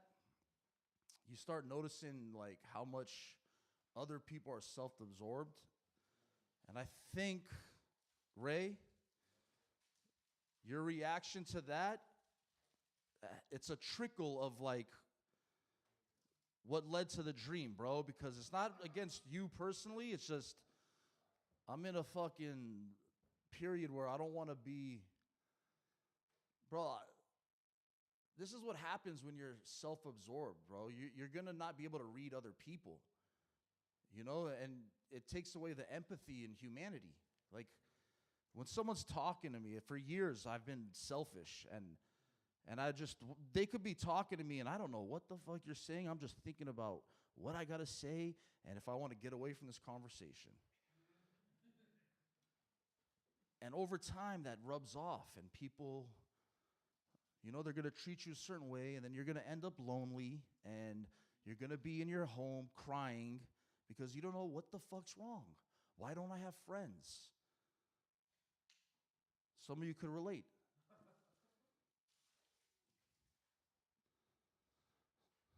This is why you don't have friends. You're in your own. When you don't have the empathy, bro, and everything is about you, give Alec the compliment, man. We're all a team. We all did our charitable act, but if the guy wants to say, Alec, good job, he's a representation of us all. If someone says, good job, Ray, I'm not going to spoil the party and be like, no, Ray doesn't get the fucking crowd. I get it too. He represents it, bro. So I don't want you to be lonely crying about,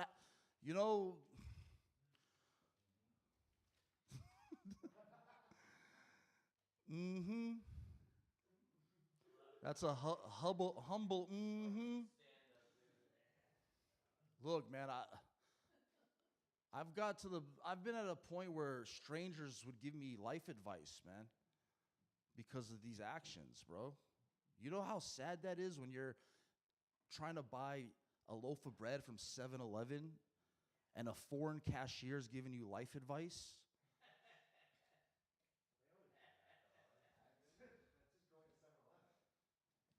Yeah, but this guy's been in the country 4 years illegally, and he's telling you what's going to better your life.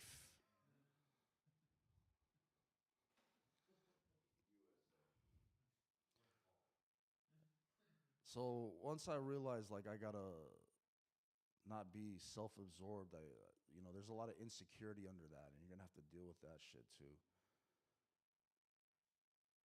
You could be having a bad day, and I might think I might take it personal because that's how self-absorbed I am. Like, I don't realize this guy's having a bad day. I just need to fucking give him his space. But instead, I've lived years where it's like, fuck this guy. He's not nice to me. I've always been nice to you. Why aren't you fucking nice to me today? And then I'll hold a grudge and I'll go home and fucking cry some more.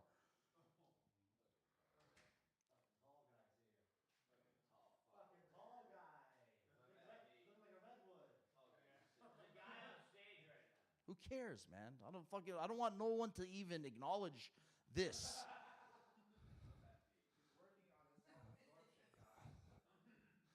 It's true, bro. I am.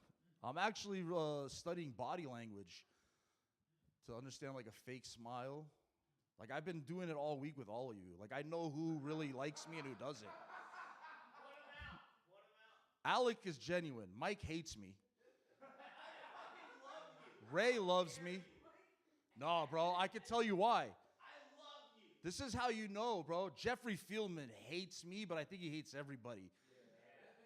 Yeah. The fake smile is like, it's a forced smile. I genuinely love Pete more than I love Alec, way more. So the fact that you're no, I fucking love you. As far as like, this is how he does. He's angry.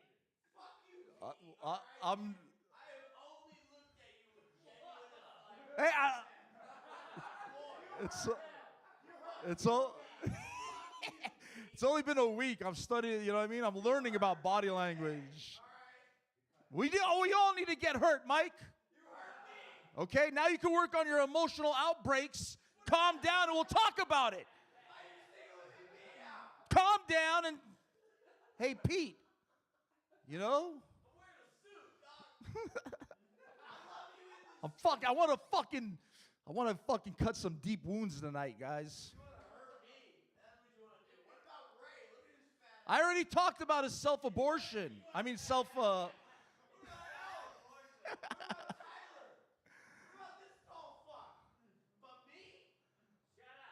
Jared got jiggy with it last night. Like, you were dancing. If you want to see if someone really likes you, come up to them from the side so they don't see you coming. And when they turn to look at you, there's a split second of what their true, like if you came up to me from the side and I turned, you know, my body language is going to tell you how I feel. It's just going to be like, oh, and then I'll put the fake smile. So there's a split second where you could see truly how someone feels about you. Words can lie, but body language doesn't, guys. So my insecurities fucked me up for a while, bro. Like, I remember playing Xbox and someone started giving advice over the Xbox without even meeting me. Strangers giving me advice throughout my life. And he's just saying shit like, you need to get your shit together. You know, you're not doing what you need to do in life. And I'm like, sir, I don't know how you know this about me, but, you know, let me know what what are you seeing? What are you hearing that is causing you to give me this kind of advice?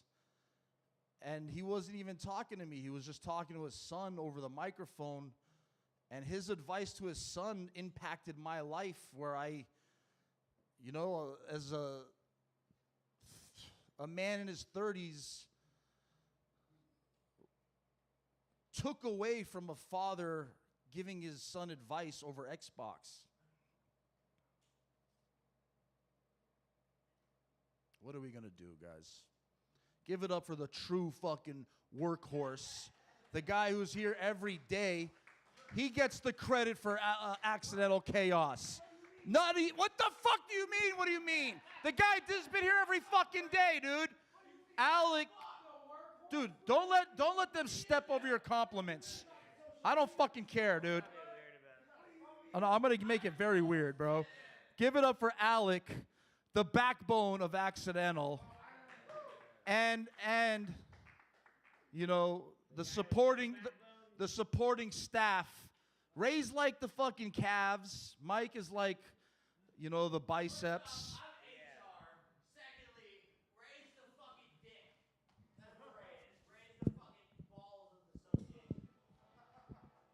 Get the fuck out of here, dude. Raise the balls? What are we? Give it up for Pete Nash, everybody. Dude, Pete, I get you, dude. The fact that you wipe your asshole with Diet Coke is maybe the funniest thing that I've ever heard in my entire life. Wiping your ass with Diet Coke is singly the funniest thing that I've ever heard. Because I know when you do it, you're like, I'm losing weight. You're doing it in a way, you're like, well, at least it's not regular Coke. This is not. Dude, I've been shitting recently. Like I shit like yesterday for the first time, and my phone was dead. And dude, shitting with your phone dead is the first time I've done it in a while. It's a religious experience, dude. It's just you when you shit without your phone dead, you're like, fuck, what am I gonna look at? So you grab the shampoo bottle and you're reading the back of that, and you're like, how much can I really look at this? How much can I really read this shampoo bottle? I've already done it 3 times this week. But then you get to the point where it's a long shit, and you're sitting there. It's like, yeah, damn, it's just me, my asshole, and last night's dinner just coming out, and it's serious. You're looking at the top. That is how every religious experience happened. It's I would be willing to bet that Matthew, John, and Luke all wrote their portions of the Bible while they were pooping. Because they had nothing to look at. I guess I'm just doing comedy for this guy at this point. Give it up for Pete Nash. And give it up for this next man who's a fucking legend. He's got a show every Tuesday at Thai Angel. Give it up for Mario Caballero.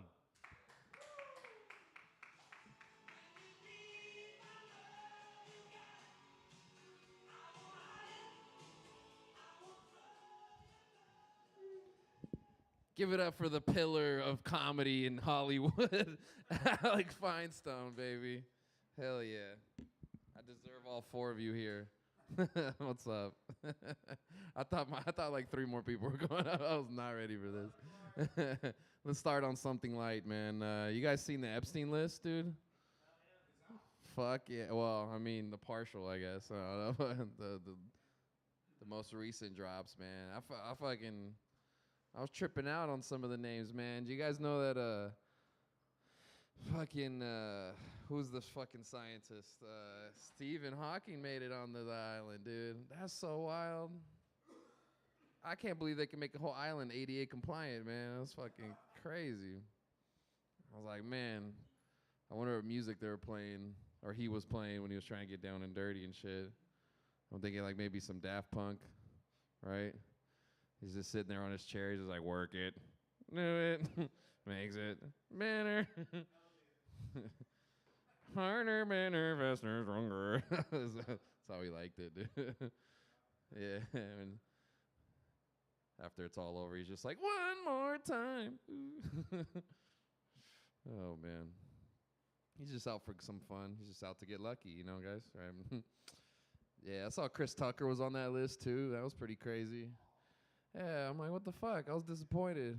I'm like, we could have had so many better Friday movies if his phone just decided he just want to stay statesides, man. What the fuck?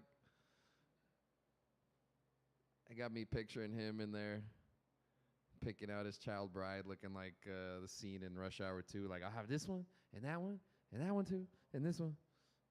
It's fucking crazy. We should have saw it coming. Right? What's the song that he sings in that movie? Michael Jackson. Don't stop till you get enough. It's like, man, it's right there in front of us, man. We should have known, man. Speaking of famous black sexual predators, man, this Diddy news is fucking crazy. Holy shit, dude.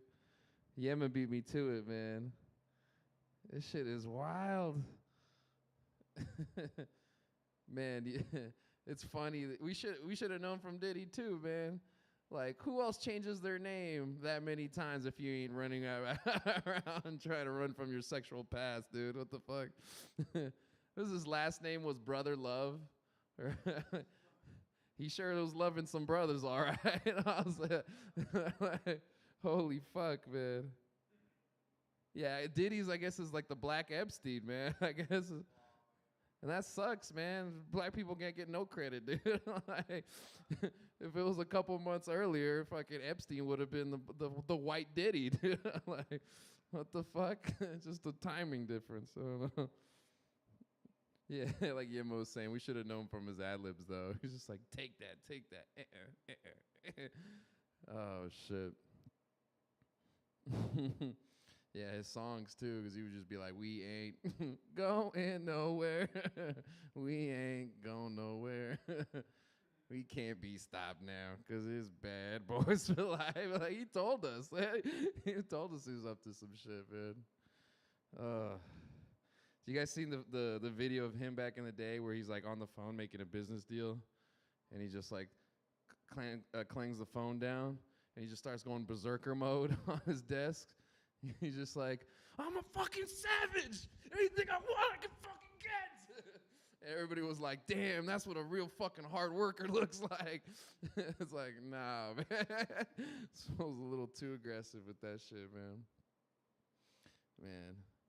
He's got a new song out, I think he's going to drop. It's like the P, the E, the D, the O, the P, the H, the I, the L, the E. It's the pedo. There we go. What else? What other dumb Diddy jokes did I write down? Yeah.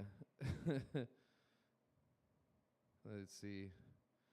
That's so crazy. Cat Williams and 50 Cent, they kind of called it, right? You seen the news interview, or the old interviews are pulling up? Cat Williams talking on Club Shay Shay, and 50 was, I think it was on the Breakfast Club or something, right? Man, if you would have told me in 2006, the two people I can trust the most, Cat Williams and 50 Cent, would not be lying to me. I would have not believed you, man. Like 18 years, man. It's fucking crazy. Well, I guess Diddy ain't no way he's gonna get to the Greek now. All right. Let's see. It was the fucking Jeffrey. It's so crazy that he ended up fleeing the country and he went to Aruba, Jamaica. All right, stupid. That was a dumb one. See, I wonder if he got Hype Williams to use that fisheye lens just to imitate how he's just coming after people and shit. Just was cock in your face. Like, this was happening. Oh, man. Apparently Diddy is gay, which explains why he ignored Danny D. Crane for so long. Let their career die. Let's see. Instead of being a Ciroc boy, he wanted the cock from boys. There we go.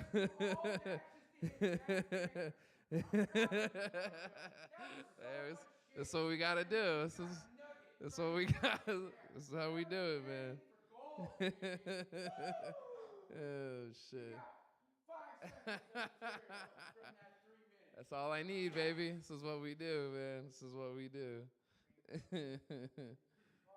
The diddler. Did you know Diddy's head of security was also Michael Jackson's head of security? Yeah, that was a real fact. I found out yesterday on Twitter. Wasted 4 hours of my life jumping into that rabbit hole. Yeah, I swear to God. Yeah, I know, dude. I was watching these videos. This one dude was making TikTok videos, and it was like, all right, well, that's the end of part 2. And I was like, oh, shit. Yeah, I've watched like 15 minutes of you, dude. Like, God damn it, man. Oh, yeah. I guess the Jews do run everything. I was like, holy shit. This is crazy. Yeah, it was wild, dude. It's fucking crazy. Yeah. What was I saying, though? Oh, yeah, he's got the same dude, head of security, as Michael Jackson. Guess that fool's recruiting sexual traffickers like Nick Saban at Alabama, dude. He's getting blue chips, like 5-star recruits, man. Yeah, putting up numbers, dude. Oh shit! It's a problem, guys. It's a problem. It's a serious issue. Just stop joking about this. We should stop joking. Oh shit! God damn it! The man that wanted Ciroc just really wanted your cock. There we go. Just do more of those. If I can run a dumb one. Oh fuck. Diddy is crazy, bro. It's fucking wild. Yeah, man.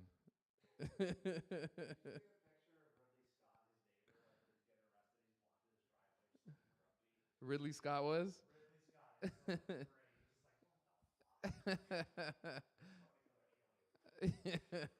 Can't I just make enough money? Diddy's fucking wild, bro. Yeah, it's apparently he was like a sex toy for Clive Davis, I guess. Yeah, and that's how Bad Boy Records got started. So like, yeah, he did diddle Diddy. That's how he originated. So thank you, I guess. I don't know, or that's not the words, but you know, you know what I meant. A led to B, so shit happens. I guess. Fuck, bro. But you guys, do you think he's more responsible for Tupac his death or Suge Knight, man? Like, I feel like Suge Knight looks like the voice of reason in all of this. Jada. It's Jada's fault. I blame Vanilla Ice. If he wasn't such a punk bitch and would have stuck up for himself, none of this would have happened. Oh, shit. Yeah, I got to stop falling into Twitter rabbit holes, man. I was like watching this one dude with a fucking fat-ass mustache just break down just like the global Jewish conspiracy. I was like, I don't know, man. Maybe it is. It's crazy. Apparently, it goes back to J. Edgar Hoover, yeah, because he was like a closeted Jewish man back in the day. And Meyer Lansky, I guess, fucking was the head of the Jewish mob. Bill Vegas, yeah, most famously. He apparently had videotapes of him, and so he just blackmailed J. Edgar Hoover into not investigating him. So, yeah. Exactly. See, that's how it started. He was like, "Oh, okay, all right, yeah, exactly." So there's just like it's a generational shit thing. I don't know. I guess Diddy learns from the best. Fucking crazy, man. It's wild. It's wild. I don't know. I must keep writing these dumb jokes. Come up, man. Oh shit. Just want to sit in the pieces. What is it? What was it, the Chappelle Show sketch? Take a shit in the back of a theater. I want to sit on it and hear it go squish. Oh, shit. How does Dylon feel about this whole situation? Nobody's talked to him yet. He ruined my life.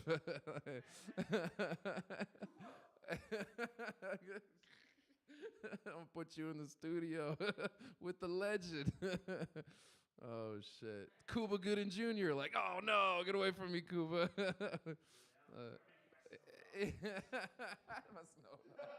Stupid. You better show me the money for that shit. There we go. We're just all in a rat race. All right, what other Cuba Gooding Jr. movies do you guys know? Right, there you go. I heard it on the radio. There you go.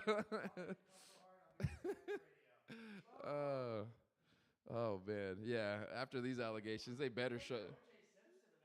Oh, he did. That's right. Yeah, he did. Oh, shit. He actually killed that role. I was like, fucking killed that. So did OJ. There you go. Hey, yo. Hey, yo. Allegedly. All right, yeah. Diddy, they really need to shut down Diddy Studios, all I'm just going to say. Shut it down. I think I'm out of time. I'm out of here. Later, guys.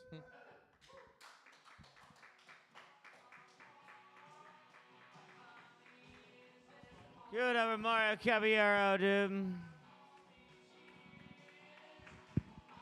Cuba Gooding Jr.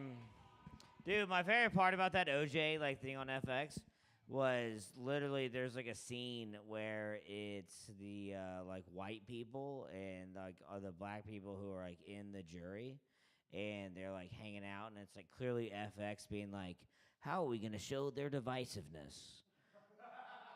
And what they chose, it's literally all these white guys like, and they're like killing time, and they're watching Seinfeld, and the black guys just go, we want to watch Martin. And then you can go back and look at the episode, and they're literally getting in an argument with each other, like, we like Martin, like, well, we like Seinfeld. And that's symbolic of this trial, which is terrible. All right, give it up for Ray Cameron.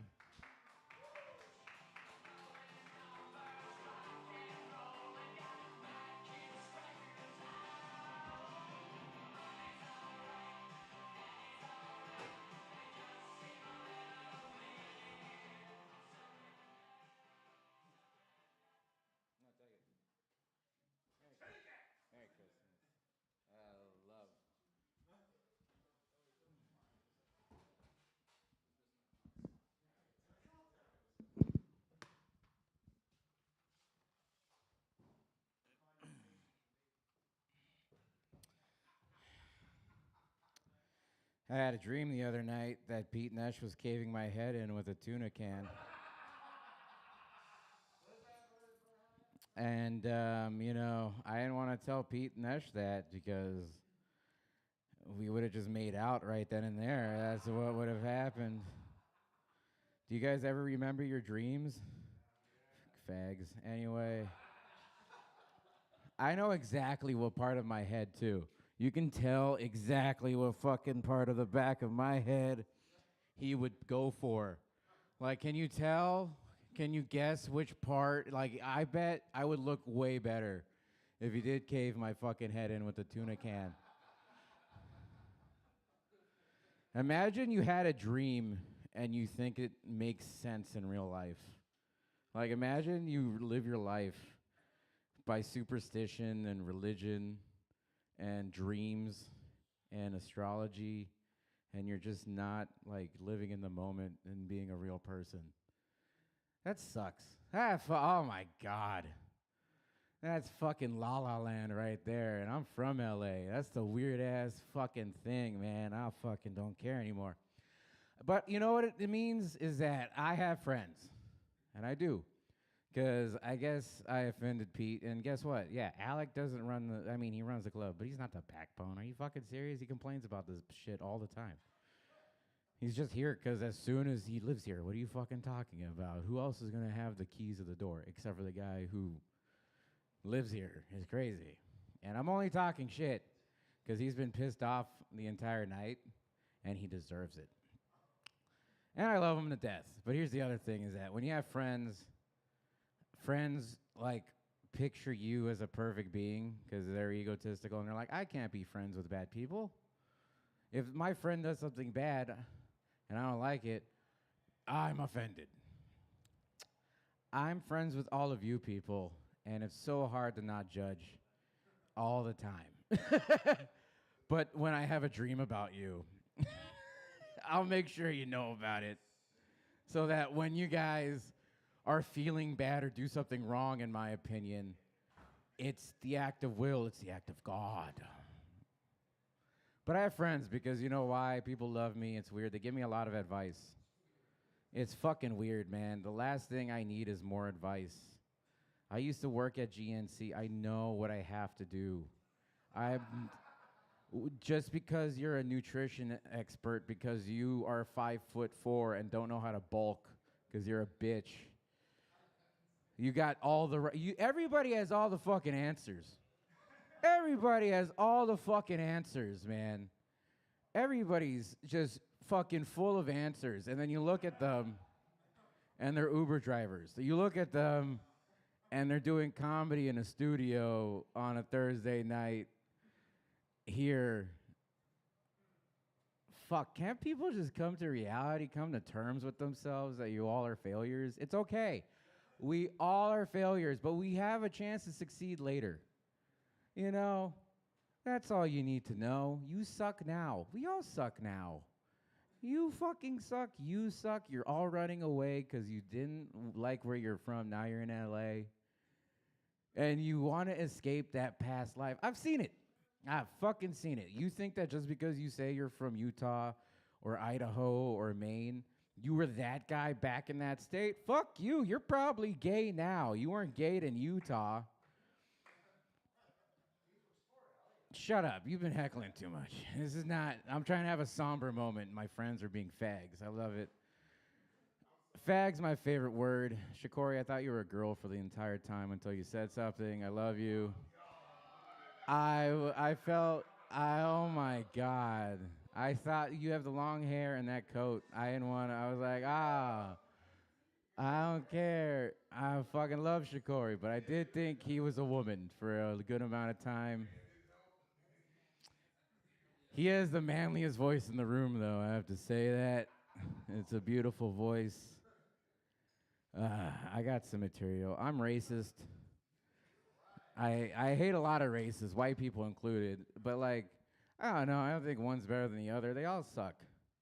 And that's not me saying it's okay to be racist. It's not cool to be racist, but I'm racist. And when I did Uber, I used to play this game called Guess the Asian. And you can already tell what it is. An Asian person would get in the car, and I'd be like, so are you Japanese? Are you Chinese? Do you have dirty knees? Look at these. Anyway, when I did Uber, I'll tell you a story about Guess the Asian. This young couple came in, probably younger than me, and they were speaking a language that wasn't ours. And, you know, I was like, cool. Try to see if I can do it. And they were arguing with each other. They were already pissed, but I don't care. And I was like, hey, guys, I was just wondering, are you guys Japanese? Oh, says the wife. She was pissed, so pissed, but she couldn't speak English, so I didn't know. And she's like yelling at her husband, and the husband like, oh, it's okay. He's like, it's okay, it's okay. We're not Japanese, we're Mongolian. I was like, oh, so you're the reason the way they all look like that. And I didn't say that. And he's like, it's all right, dude. I know we all look alike. And I was like, no. That is not why I said that. Of course it was. But it was because, you know, I grew up in LA, and I was the minority as a white guy. And I love the culture. It's true. It was 99% Armenian in Glendale. It's fucking weird. And they're not white people. Fuck you. And not Jews neither. Anyway, so the Asian people, like the guy was like, it's okay. We all look alike. And I'm like, nah, man, it's okay. And we start talking about, like, it's weird in LA. We have Koreatown, Little Bangladesh, Chinatown. We're all segregating ourselves. Fuck everybody else. This fucking Compton is becoming white now. I'm sorry, Shikari. It's fucking crazy. It's nice property right now. It's fucking crazy. It is. You own property in Inglewood? Inglewood? You fucking are made out like a bandit. You fucking, that's a hedge your bet right there. And so, like, we start talking, and I'm like, yeah, I'm from LA. He's like, oh, you're from LA? That's cool. He's like, yeah. He's like, so you're white, right? I was like, nah, I'm half white. My mom is from Tehran, and my dad is from Cleveland. LA's a weird sex town. You can get any kind of poon you want out here. And my dad did, and he chose brown. It's crazy. And like he goes, oh, you're Persian, right? I was like, yeah. He's like, you know, Iran is part of Asia. I was like, yeah, we all look alike, don't we? It's fucking cool. I want to do a show here called Super Crazy Rich Asians and only book Saudi Arabians and not tell anybody. I want to make Joyanne Summers fucking promote it and act like she's going to get a fucking spot. Nope. Fucking. Nah, there's no famous Indian people I like. I love it. No, yeah, I don't know any Indian comics. My favorite stereotype about Asian people is them pee-peeing in your Coke. Me Chinese, me make joke, me go pee-pee in your Coke. You've all heard that before. That's an American haiku. We've heard it differently. Okay, it's been said so much. There's variations of the racist fucking saying. But when I was doing blow here with Adam, I was always afraid of him just getting on the glass table and just taking his dick out and pissing all over the cocaine. I was like, I'd still do this yellow blow, but I'm afraid of that shit. I got more material. It sucks. I'm really good at bad things. Like anything that's cool, I do the worst version of it. Like I can play expert at Guitar Hero. I can fuck up somebody in Skate, but on a tech deck. And I can drift a car, but it's initial D. It's crazy. Fucking, I can beat a Mexican in an arcade with my fucking Mitsubishi Lancer. But it's electronic. I was a background actor and I wasn't sexually assaulted. It's crazy. Just kidding. A lot of fucking comics are topical, and I hate topical humor because everybody just looks at memes and then repeats them on stage. And they fucking suck, man. I fucking hate when P. Diddy can go suck himself. If I hear P. Diddy's name again, I fucking... Like, I was hoping he wasn't a pedophile just so comics would stop talking about him. That's it. I don't care. Behind closed doors, I don't give a shit. But I used to do background acting, so that fucking documentary came out. I'm like, great, my material's relevant. And it sucks when you, like, are literally in your entire life are competing against Josh Peck. And... Because I was the fat kid, man. I was the fat, cute, like, little, like, pretty-eyed kid. And me and Josh Peck would go and audition, but, man, he can sit on a lap better than I can. Molest me, brother! That's what I always thought. It was hard for me to say that. You know what's weird is that documentary cost a lot of virginities of kids, if you really think about it. You think Hollywood's changed?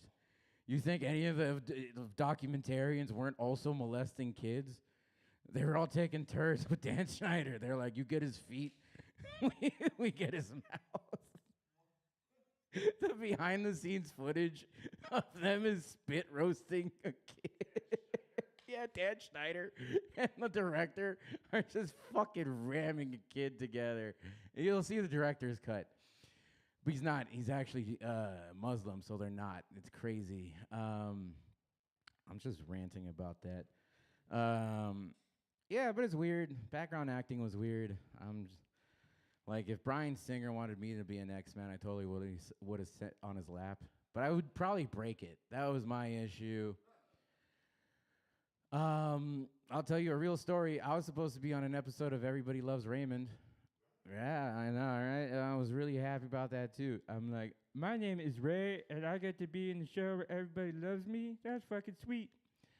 And I don't know, I took a headshot, and then within that month, I grew fucking 7 inches and another 40 pounds.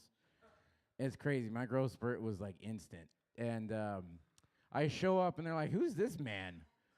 Who's this guy? He has the same name as the child we've fucking booked, but not, this is an adult. We didn't cast this 23-year-old. We casted the 11-year-old fat kid. And they're like, what size shirt are you? And I'm like, 2XLT. They're like, how old are you? 10. Shit.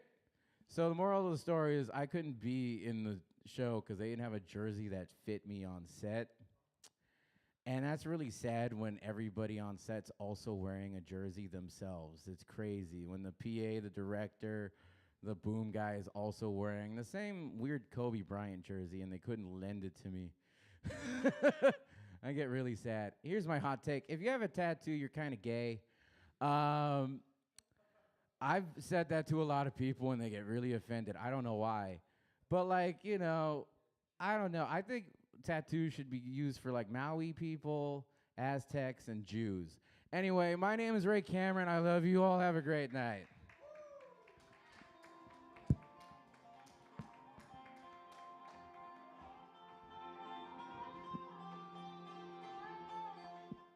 That was white people music.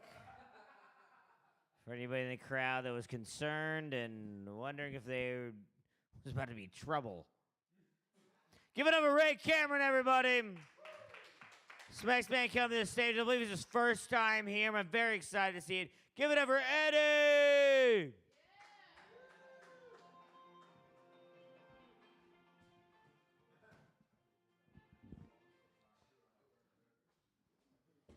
What's up, everybody? How we doing? No one's listening. It's all good. Ray, what were you were supposed to get casted in Everybody Loves Raymond? I was casted in a lot of stuff, but yeah, that's just a true story. Everybody Loves Raymond. They sent me home in 2 days. Were you supposed to be the house? Thank you. No, I'm just kidding. No, Ray, your set spoke to me a lot. 'Cause I'm. No, I know. I'm from Boston, and I guess I was running away from the person who I used to be. And I'm definitely not gay, but I'm not gay here. You know what I'm saying? I've dabbled. I like getting pegged by my girl. The problem is she doesn't like pegging me, so it's just this weird thing of me asking her to do some gay shit to me that she's not really down for. But yeah, it's all good. Yeah, I feel like a lot of people run away from who they were in their hometown because I used to be a police officer actually in Rhode Island for 2 years. Dude, every time I tell someone that, they always get so crazy. No one gives a round of applause like I was in the military or some shit. I get the opposite. Everyone just starts hating me. And they're like, dude, relax. I was one of the good ones. Relax, okay? The reason I joined was I thought it was going to be fun, which is a weird reason to join such a serious and crazy job. 22-year-old getting a badge and a gun in a dangerous city was fun until it wasn't fun, and I knew this wasn't for me. I mean, look at me. It clearly was not a job for me. But I noticed on the job I really enjoyed making people laugh, even if I had to lock someone up and we just tussled on the ground. So I'm like, okay, well, let me go figure out my life. I had kind of like a quarter-life crisis and go figure out some stuff, and that led me out to coming out to California and ultimately chasing a dream of doing comedy. And here I am. I just moved from San Diego 2 months ago, and I've been doing stand-up for a little over a year now, and I'm really liking it, and just trying to find out more about myself and why I'm trying to do this. But Ray's set just really got to me, man. I was like, I didn't realize what I was running from. But the East Coast, you're really like shallow-minded. I feel like everyone's kind of closed-minded and stuff like that. So coming out here with an open mind, chasing a dream, felt like what I wanted to do, make people laugh and not be involved in such a dangerous, crazy fucking career that I was in, dude. I had a lot of money, though. I was set up for a pension, all this shit. But it just, unfortunately, was not for me. The job was really grimy, too. No one really explains that to you when you're going into it. Like, I would fucking people bleeding out of my hands, fucking people have shit all over themselves. But the worst was dealing with this one girl, I remember. She had MRSA. If you guys don't know what MRSA is, it's this, like, flesh-eating disease. And we had to deal with her one time when she was high on crack and drunk. She thought she still lived at this apartment. So this whole family calls us, and they're like, there's this crazy bitch fucking trying to break into our house like she doesn't live here. And so we had to, like, apprehend her. And, you know, I said she's high on crack. She's got this flesh-eating disease. They don't teach you this in the academy. You got to just figure out what you got to do. So I remember she was trying to, like, fight us. And I didn't want to touch her. So I, like, Spartan kicked her up against the wall, and she fell down on the ground. And I'm still like, I don't want to put my hands on her. And I remember there was a bottle of, like, 409 cleaner. So I just started, like, spraying her with that, hoping she would just give up. My partner's just laughing at me the whole time. I'm like, will you help? Like, grab some Fabulosa or something like that. God damn. But, yeah, not for me, man. It's just too crazy of a time. It's a thankless job. The pay's not really worth it for all those hours, and my heart wasn't really into it. That's ultimately what it came down to. My heart wasn't in it, and now my heart is in making people laugh. So I'm trying to do that, trying to figure it out on stage, trying to figure out myself on stage. I got a girlfriend. We've been dating for 2 years. I wish she lied to me more, because I'm an insecure person.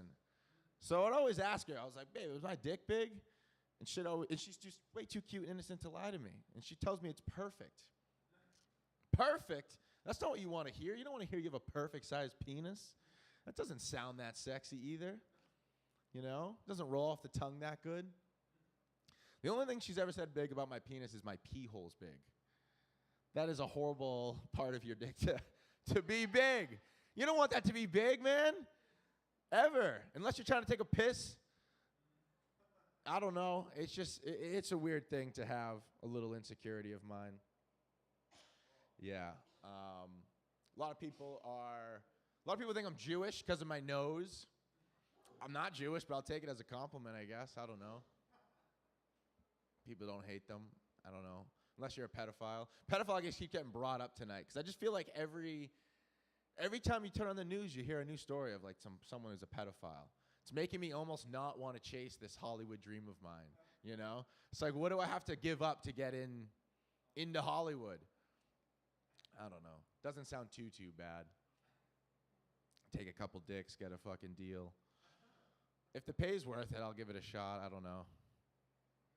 Not for me. I don't know. Let's see, how long am I up here blabbing? Almost 6 minutes. I'm tired as shit. You guys already heard my set at that last place. It was rough. You guys came in right after me and just all Are you guys all friends? Yeah. Where you guys all grow up together or something, or just met out here? No, we just all know each other through doing comedy. Okay.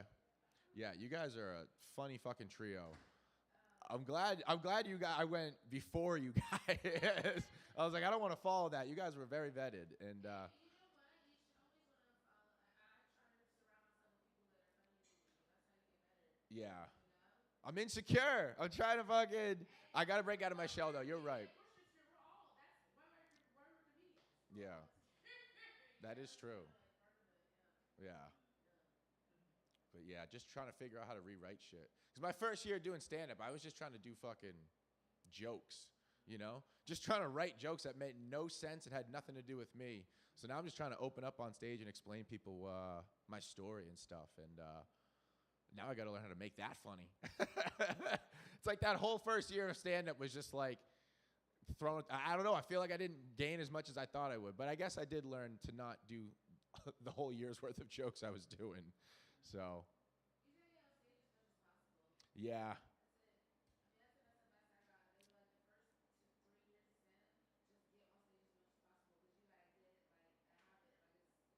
Yeah, and I got 5 shows next week in San Diego, but I'm not ready. I'm gonna be doing 10 minutes each show. So Thursday.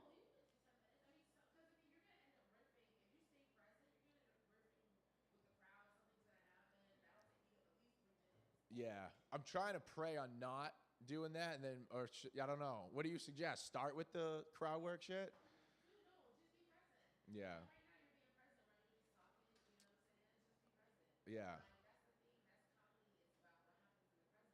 Mm.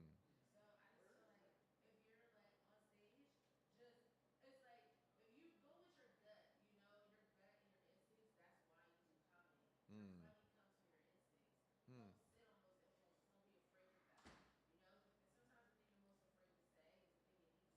Yeah.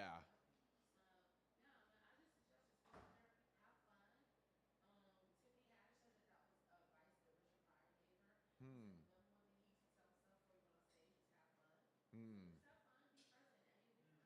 Yeah. I like that advice. I feel like you were here for a reason in my life now, not to get too spiritual.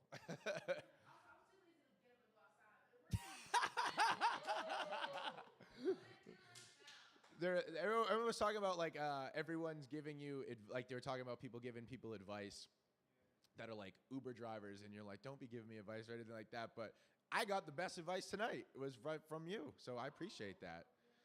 Yeah.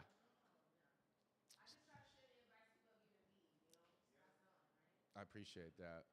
Some people give phony advice though. My buddy, he freaking quotes the stupidest shit. He just like digests like self-help books, and then he'll quote it and put a picture that has nothing to do with it.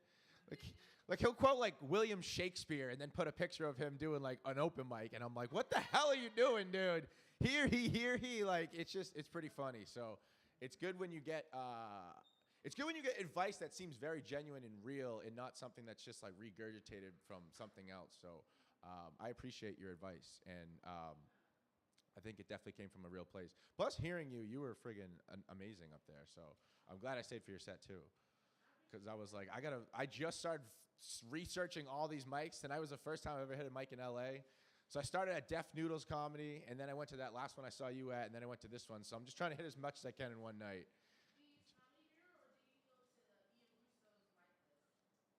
Maybe that second one that you said. Definitely not the first one. Yeah. I'll have to do that. I'm gonna get off stage. I feel like me and you were just having a conversation. No, you're good. Thank you guys so much for listening to me blabber, and yeah, this was fun.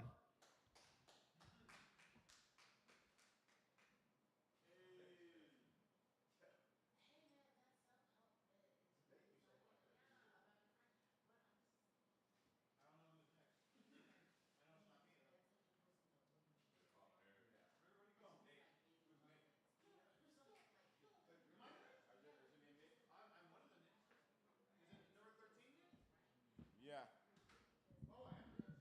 Yeah.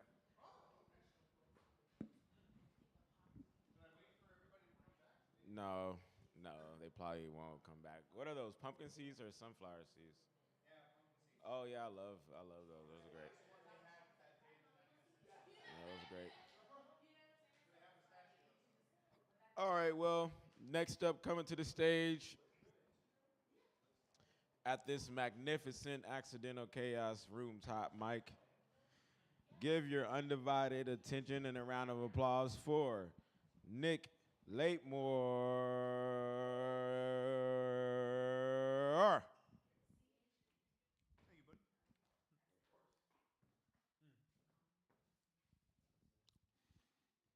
Well, this is a mouthful.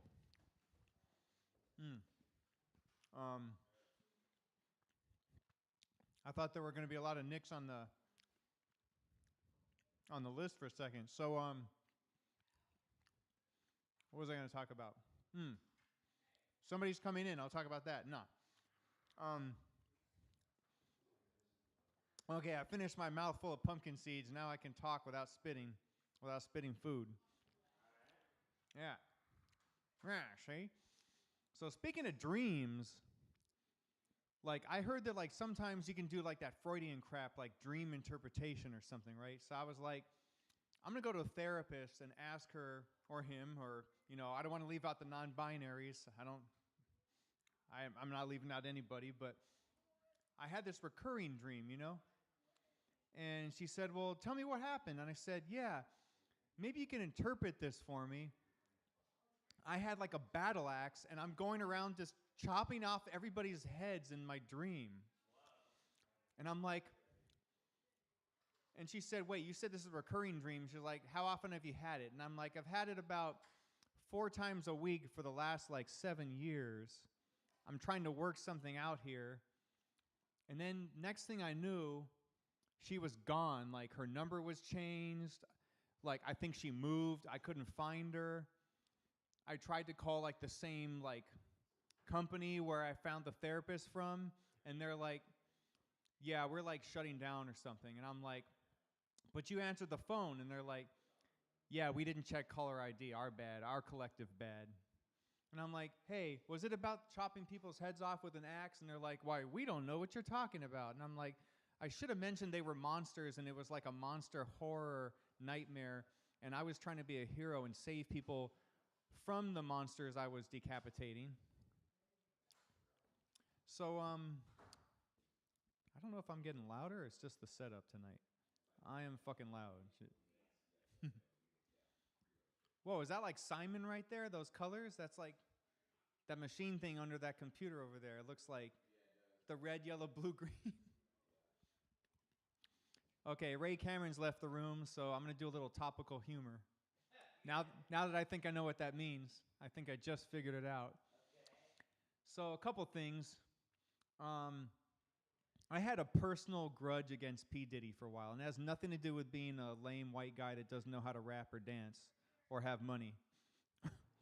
But I had a really stupid reason to dislike P. Diddy for a while. Like for a while, I started playing these like celebrity boxing games online. It's kind of like Tyson's Punch-Out on the internet, and they just put up like random photos of famous people and their fists up there. And I don't even think they knew what they were doing because they put like a white guy's hands in front of P. Diddy's face. And it's just a face of him where he looked like he already lost the boxing match. And like the other celebrity boxers, I would like punch them on the screen and I'd win. And he just looked kind of like, he had this face where he looked kind of half asleep. He's like, duh. And maybe he's like trolling me because he kept knocking my ass out. And I was like, damn you, P. Diddy. I didn't know this guy is so fucking talented. He's a boxer too? Like, shit, what else? What can't this guy do? I guess he earned that money. I mean, as long as nothing's to do with, like, what, the sex trafficking? Maybe not that part he earned, but same thing with Epstein, except that guy's worse, I think. And then speaking of, like, topical stuff, sort of, like, what's his name with the Xavier Institute sweatshirt? Anye or something? I didn't know his name. The first dude who came on stage, the tall guy, the black dude with the glasses. What's his name? Yeah, Yema. Like, okay. When I thought it was just me. When I saw his sweatshirt and it said Xavier Institute, half of my brain said, I think that's a reference to Professor Xavier, like Charles, Professor X Xavier from the X-Men. The other half of me thought, is that a real school? Anyway, I got schooled. Now, I don't know how often this happens, parallel thinking, but I had a joke I was working on in the alleyway before I came in here. And then I felt like he read my mind, the thing about nerds, because like, well, I got to backtrack a little for this one. I got to give the background on this, that I realized recently how much I love transgendered people. They are so helpful, and it's for a selfish reason in particular that I like them so much. Because you got the transgendered women that usually don't seem interested in hooking up with women unless it's like Caitlyn Jenner or whatever, and they want to be one, and like they kind of want to be like a lesbian, but they were like born in a man's body or something. But then there's the transgendered men that want everybody to think they're real men, but they don't have the dick, at least not yet. And I realized this actually thins the herd out for me. Because if they're not interested in men, I remember the old days when I was worried about getting tricked a little bit. Not really, not like, oh, what does this mean about me? But you hear people say, oh, guys are afraid of getting tricked by transgendered women that were cis men, right? Born biologically male. Because, I just went on Chatterbait tonight, before I got here. And you got like the pink icon for the women and the blue for the men and then green for transgendered. And I looked at the transgendered one and I was like, that looks like a pretty girl. I'm like, is this even real or is this like CGI Photoshop? Because I'm like, it looks like two different things. So I thought, sometimes I'm worried about making out with a woman and finding out, I'm not so much afraid, but I'm going to be disappointed. That is not a biological woman, that's a man. Because in the old days, women used to say, ew, is that a boner? You got like a banana in your pocket? Now I feel like the tables have turned. Now women want to see my genitals, and they'll say, hey, is that a banana in your pocket? And I'm like, oh, this thing right here? Yeah, that's a coincidence, but I mean, but other than that, yeah, I mean, I've got another one just for the joke. About 20 minutes. I took it out of my bag. But I'm like, see, now I think I have a setup if I want to meet women in back alleys at 3 a.m. I just have an actual banana in my pocket. Because it's a lot easier than doing what Otter did in, to wrap this up, what's it called? Animal House. When he walks up to a cute, like, cougar lady in the produce section, and she's looking at cucumbers, and he's like, mine is bigger than that. And she's like, excuse me? And he's like, he can't tell if she's got the right vibe, right? And he's like, oh, I just mean my cucumber in my shopping cart. And then she's like, oh, yeah. And he says, cucumbers can be really sensuous sometimes. And she's like, I think that's for objects. People are sensual. And he's like, oh, whoops, my bad. Like, it feels dumb. And then she's like, do you still want to show me your cucumber? He's like, damn. I guess he didn't need a banana in his pocket. All right, that's me. I'm Nick L. I'm out of here.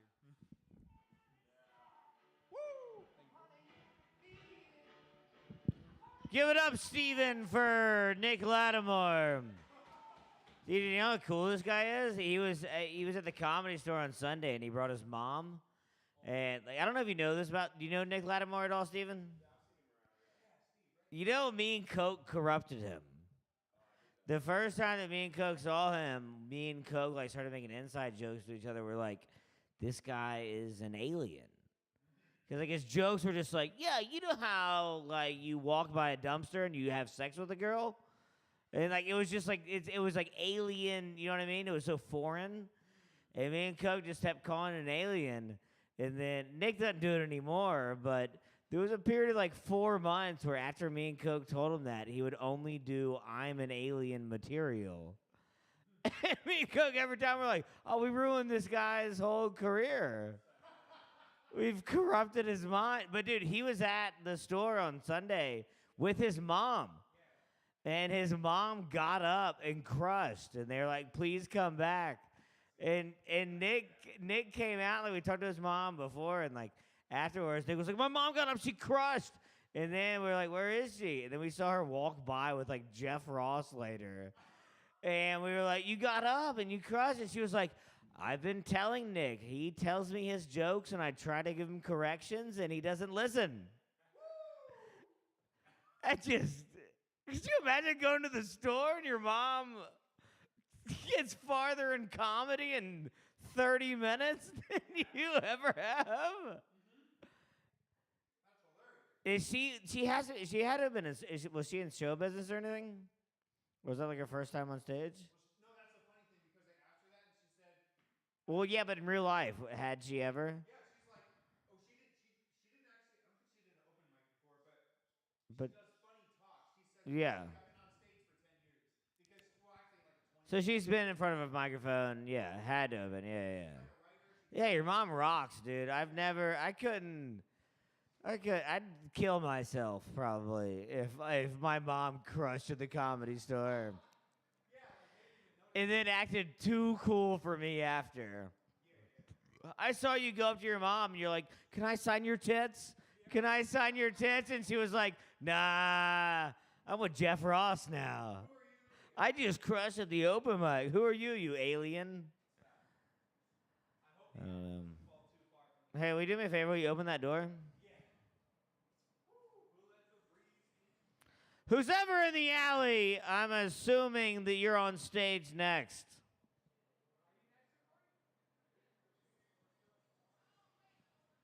No, leave it open. Open it all the way.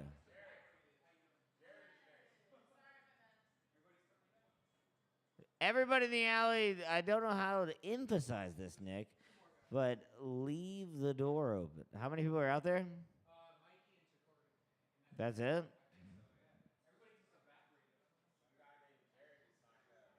Yeah, he left. Whoa.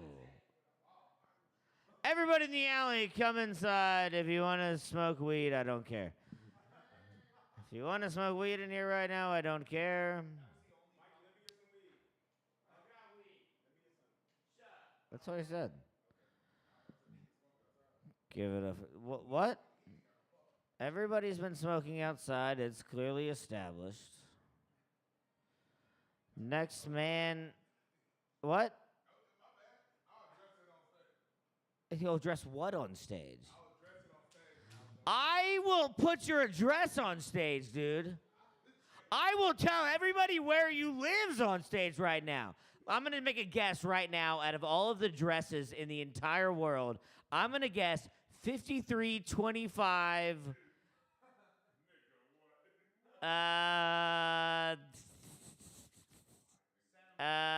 Cherry Road. 5325 Cherry Road. Is that pretty close? All right, 8434 Cranberry Street. Am I warmer or hotter? Is that closer? Okay. That'd be awesome, dude. Like that guy like at the circus, instead of guessing people's weights, he just like guessed their social security number. Like he's just like, all right, 415. No, it's a social security number. I'm on a podcast right now with Coke and Will Martinez, the guy that like helps film this place. And on our 4th podcast, I set my phone number out and we like live streamed it. And they were like, "You're fucking crazy." I was like, "I don't care. Call my fucking phone number." And then they egged me on, and I'm a dumb white dude, and I go, I'll say worse than that. And I just said my social security number on the live stream, like, you're fucking retarded. I go, no one watches this shit. And then I checked the YouTube, and that podcast got like 285 views. And I was like, that's enough to where I'm going to take that down. And I bleeped over it. I was like, steal my identity. Dude, if you gave me your social security number, I wouldn't ever know what to do with it. I guess I could get your driver's license and I could be looking at you. I guess I could be a black woman with an afro. I'm assuming it says afro on the license, I guess. It's like brown-eyed, afro. All right. Give it up for this next comedian, Shakoi!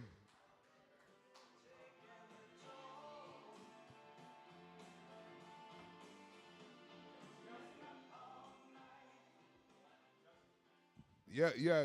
Sexism still lives at Chaos. Cause I definitely hold on. Let me talk. Marcus, I got you. Charles, I got you. Sitting down now. End of the night, 1 in the morning, me in the chairs.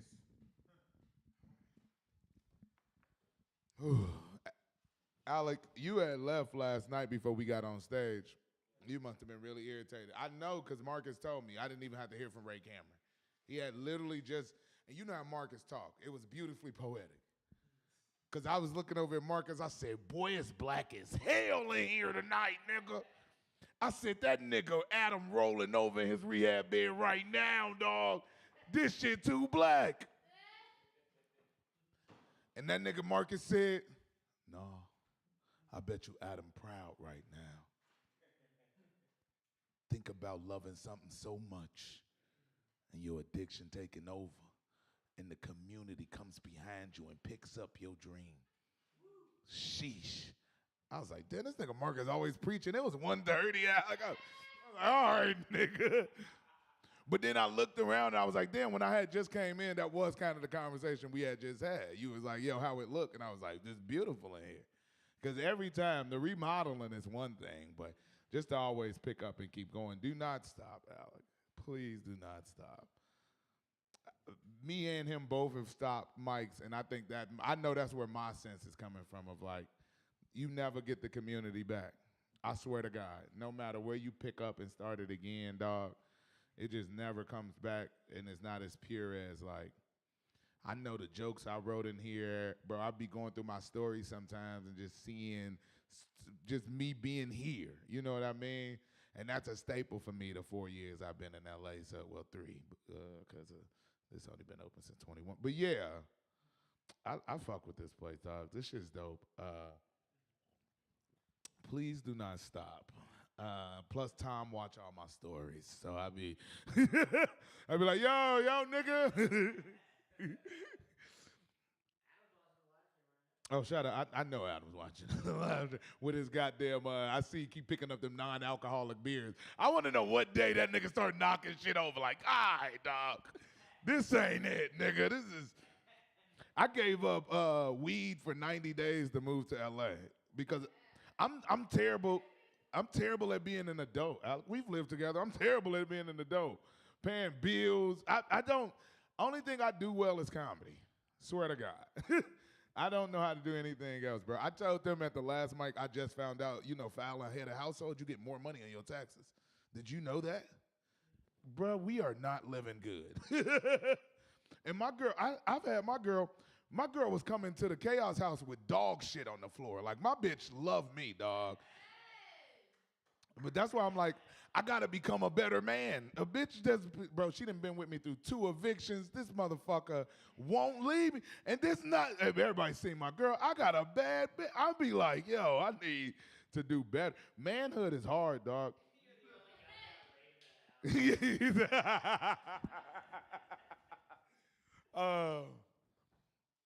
Yeah, that's what I'm saying, bro. It's community, dog. Like, real community. You never know when you gonna need a nigga again.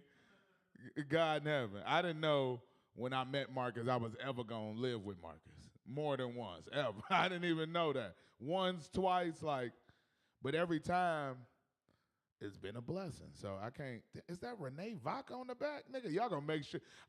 You politicking hard. That's politicking hard. Keep it. Keep it. Renee ain't been in this motherfucker. But I was on Renee Instagram the other week, a couple weeks ago, Chelsea. That nigga book like prime Drake right now, boy. Oh shit. I'm trying to get in that bag. I don't want to do none of the jokes I did at the activists because I'm like, man, they work. So I'm trying to. This is I like. And then Ray Cameron called us out during his rant. I've seen so many coke rants since I walked in here. Who said? Somebody said it the other night. I cannot remember. Who was up here, Marcus, yesterday saying they don't peddle coke in here no more? Nah, it was somebody else. Was like, yo, they don't sell coke. That was you? Okay. But I'm gonna tell you, I walk up, right, and Adam, you'll like this because I know you watching online. Yo, Marcus, I walk up and I see Mikey and I see Will. And I'm just ready for the daps, but they already had Chicago information in their brain. They like, yo, you just went to Chicago? I'm like, yeah, whatever.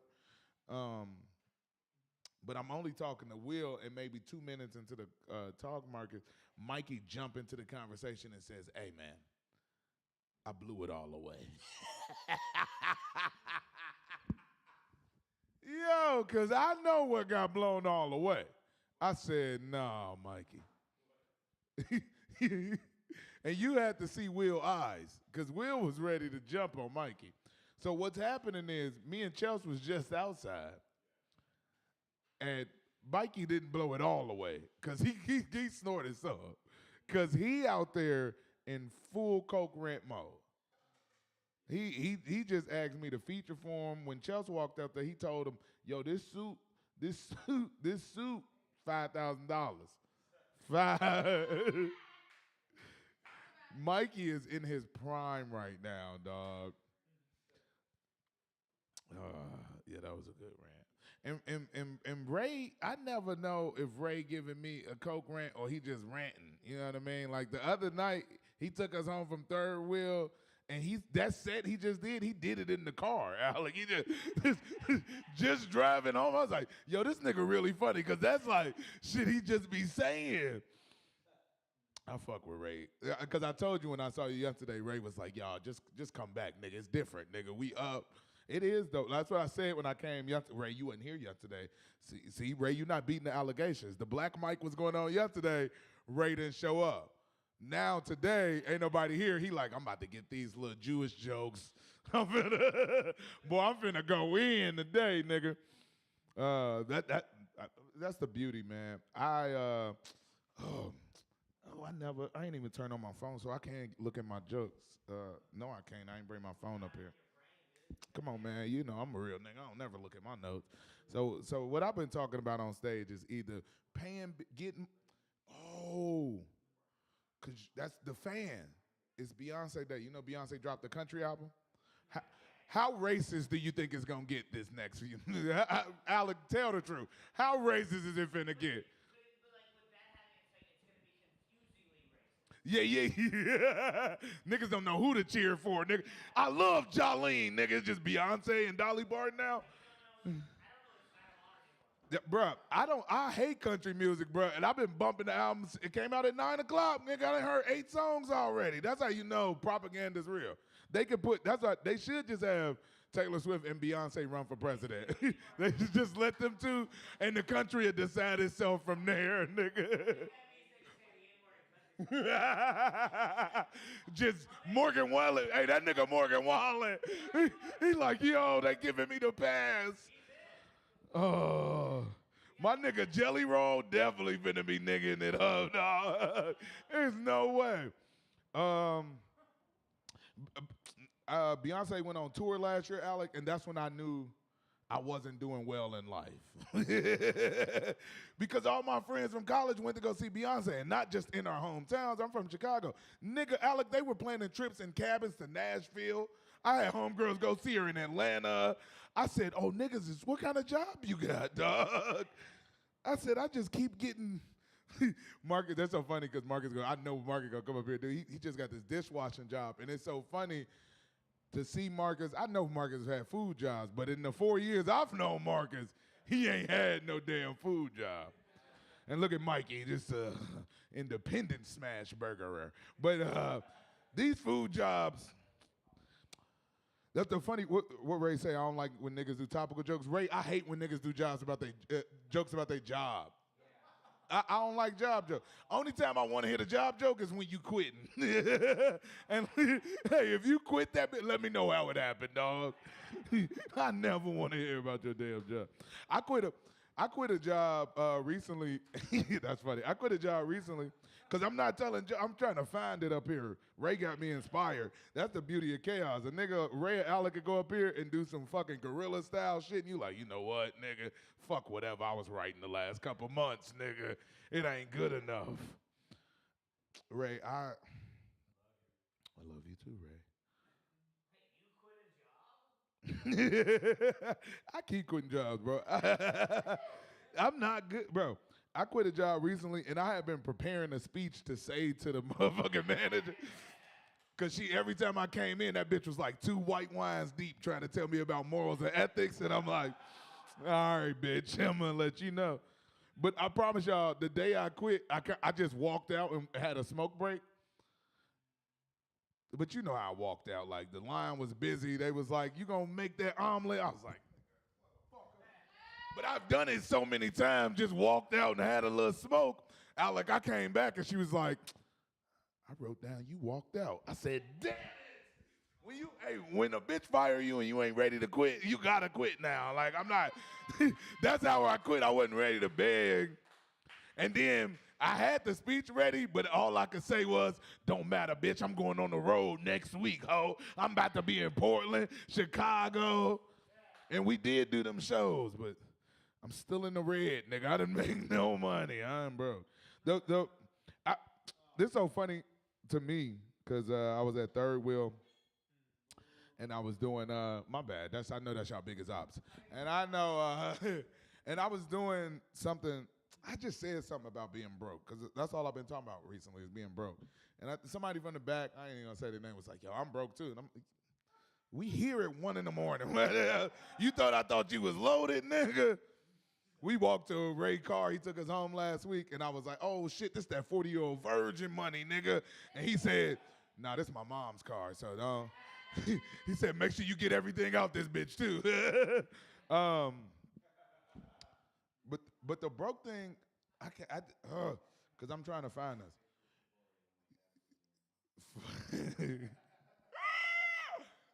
You not beating them allegations are not coming yesterday, Ray. Yeah. Being broke. Bro, this is what I've always told you. Seriously. You are funnier than whatever product I've ever seen from you in this room. 1,000%. That's why you don't leave this room. Because the room don't let that nigga Ray just I'll get on you, dog. The room don't make you. You funny no matter what.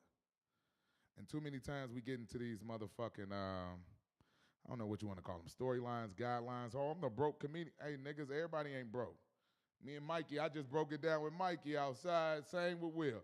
Hey, some of us privileged, dog. We came from a little bit more. And me, that's why I be mad at myself when I'm not paying my bills, because it's like, you do know better? But my mama loved me so much, she lets me be a black fuck up. She's like, yo, nigga, you can come home if you want. Like, that's how good I got it, Alec. My mama be like, yo, nigga, just come home. And every time I'm mad, Marcus know, I say, man, I just go home and be a hood legend. I just sold 100 seats and filmed a special at home. But that's cowardly. It is. To just know, I'm just realizing that. To just know, and it's my biggest problem, and that's why I said I want to be as good at life as I am at comedy. So I want to end with a joke. Yeah, I know, Ray. I want to be as good at life as comedy. I want. Life is hard, bro. But I think I'm in love, y'all. Thank you. We doing good at home too, y'all. Alec, me and my girl, we shitting with the door open now, nigga. Yeah, come on, nigga. Come on now. Shitting with that door open. No, not me. I like incense and shit. She shit with the door open, y'all. I like incense, candles, whatever I need. Yeah. Every time I walk past the door and she got it open, Alec, I like, baby girl, I can get that for you. I got you. She be like, wait. You ain't hear Rihanna was pregnant? I be like, look, bitch. Rihanna gonna want me to close this door. You know what I mean? And she be like, well, you don't think Rihanna takes shits? It's like, bitch, Rihanna take Fenty shits. You know what I mean? Them different shits, dog. Like you take Fruit of the Loom shits, huh? Like, your shit's a little gilding, you know what I mean? Little knockoff shits. All right. Thank you, Alec. This is beautiful. I've been Shakori Young.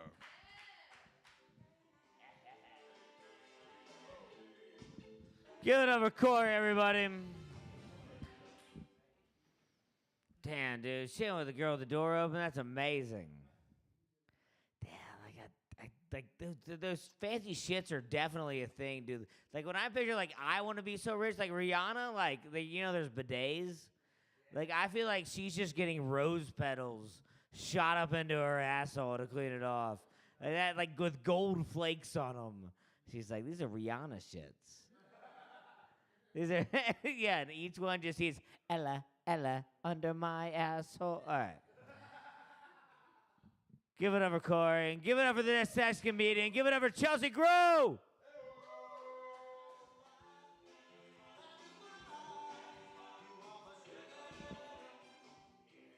Yes. Give it up for Alex for giving me comedy blue balls earlier. Okay? No, it's cool. I was like, no, but I was like, the second, because I thought I was next, right? And then when you called Corey, I was like, man, is this what men feel like when a girl's naked? And then just says, never mind. Right? I was like, okay. Comedy blue balls, man. That's crazy. It's funny. Corey was talking about parents, right? And like parents, parents, whenever you call, like when you make a big shift to like come to like a city like LA, you can't just call your parents and vent, right? Because like most people in their family have never done this before. So it's like, I remember when I was about a year and a half into LA, my car got repossessed, got kicked out where I was staying, and I called my dad to vent. And my dad was like, I grew up in the Northern Virginia, D.C. area. And my dad said, Chelsea, I wish you would just give up this comedy crap and come back home, move in with us, and get a stable government job, right? And I was like, okay. And I was so down and out that I really was considering it. So, I believe in God, so I prayed. I said, okay, God, you know what? I trust you. And I said, just give me a sign. I said, if I need a sign when I wake up tomorrow to either stay in LA or go home and get a government job. And I woke up the very next morning, and the government was shut down. Literally, the whole government. Remember in 2013 when the government shut down? And it was the first time having it in 60 years. And listen, I already knew God was real, but I said, oh, God, you're real, okay? I said, you really love me for real, okay? I said, you want a signal? Got you. Oh, my goodness. Like, it's crazy because I've been abstinent for 18 months, right? So it's like, I chose to be abstinent for a few reasons. One, I wanted to get closer to God. Two, I was tired of crying. But number three is because, and this is the most thing, is it got to the point where sex became too dangerous, right? Sex became too dangerous for me. No, whoa, what are you into? Oh, whoa. I said dangerous. And listen, for those of y'all on the live stream who can't see, this is why I say, oh, you mean like this? I'm like, whoa, it's getting a little Dahmer. It's getting a little Dahmer in here. That is not what I was talking about. I was talking about, whoa, you did both hands? What is that? That's like a Batman chokehold, okay? That looks like something that Denzel did in The Equalizer, like, okay? I said, like, Denzel had me wanting to learn about pressure points and the equalizer, okay? Listen, right? Because, like, you know what it is? You know what it is? I want to be able to disarm people with like biblical scriptures and like just martial arts moves, right? Like that is like, because look, if I have to survive, I'll fight whatever, you know. But I try. But the thing about it is like I want to be able to disarm something because it's something about being able to have this power. Like, have y'all seen that movie Kick Ass, right? Okay, remember on Kick Ass when the girl, right? The girls were making fun of her and the little mean girls, whatever, and she just hit her with a stun gun that made her boo-boo on herself, right? And it's like, see, to me, I would love it, like, if a girl came up in my face, because hoes be trying me, right? Just because my voice is, like, sounds like this a little bit, you know? And I have to remind hoes, like, my voice just sounds like this, okay? Like, I'm not, like, the little pushover, but they have to try me, right? So, and it's like, I've had to check some girls, and I'm like, man, I would love it if a girl came, because one of my triggers is a hand in my face, right? Don't come in this vicinity, right? And I don't know what it is with hoes that just like want to come in this vicinity, right? Like, I remember one time this hoe came in my face, and you know, and she was like, oh, and Chelsea, and you know, and another thing, right? And I said, and the only thing you about to do is get your hand in my face, right? See, and so then, you know, she reached again, and I had to snatch it, right? You know, because that's the thing, when you try me, I get like Spider-Man reflexes, okay? I'll be like, oh, you know, you ain't seen Equalizer till you see me when a hoe put her hand in my face. I'll be like, who's this? I'll be hitting it. But that's the thing, man. I really wish when a situation happened, if a girl put her hand in my face, I could just hit a pressure point. I'm like, girl, you want to poop yourself in front of your man right now? Okay? You want to go to the bathroom for him? Oh, man. I did just go home recently, and so I got this hair, like my mom, I got red hair now. You know, I'm at the point in my life when my parents ask me to do something, I just say yes, right? Like my mom, he's getting old, because this is the thing. I'm in my 30s, my parents are in their 60s, and I'm at this point where I'm realizing I have to now start raising my parents, right? Because that's the thing, is like the roles switch. That's what happens in life. Like, you get to a point where it's like your parents raise you, and at a certain point, like everything in y'all's relationship does a Benjamin Button, okay? And now you got to be in charge of things. Like, you got to, like, I went home and everyone's talking about wills and powers of attorney. I don't know. I'm like, dang, powers of attorney? Mama just made dinner, okay? She moving around. Like, oh, we got to get a will. It's crazy. I don't know, though, but when I was home, though, like, you know, my father, like, you know, I have to, like, try to pull things out of my parents now, the way you pull things out of a child, right? Like, my dad went to see the eye doctor when I was home, and I said, Dad, how'd the eye doctor visit go? He said, oh, everything went great, right? And I know my dad. Anytime he goes up an octave and shrugs his shoulders, it's a bold lie, right? And he thinks I don't know. He'd be like, oh, it was great, right? I'm like, Dad, I'll come back here. And when he comes back, I'm like, okay, Dad, well, what really happened? He said, oh, well, all right. The doctor looked in there, and he said everything was fine. He said there's a little bit of glaucoma in the back, just like a touch. I said, Dad, what is a touch of glaucoma? Is this too real? I feel like this is too heavy. Yeah, I feel like we're comedians. Most of our parents probably got glaucoma. That's a little too deep. They're like, this is too real. Corey talked about kitchens too, man. You know, I used to work in a restaurant, right? And I was the only black female server in a fine dining restaurant, right? It was fun. You know, what it was is like, it was like fine dining, and they had these quote unquote fancy words. But to me, you know, it was funny when I would go to a table and they would be shocked that I knew how to pronounce things, right? Like, I remember this one time I went to this one table, right? And this older white guy was there. And he was like, excuse me, young lady, what is this? What is this right here on the menu? How do you pronounce this word? I said, oh, sir, that's burrata, right? It's it's kind of like mozzarella cheese, a little soft. He was like, oh, wow. Man, he looked at me like I was a second coming of Jesus. He was like, oh, wow. Wow, look at you. Oh, he said, wow. So then he started to do like a random pop quiz on me, right? He said, so what's this word? I said, radicchio. Right? He said, oh, you're a quick one, aren't you? Right? I was like, this is getting a little too plantation-y, right?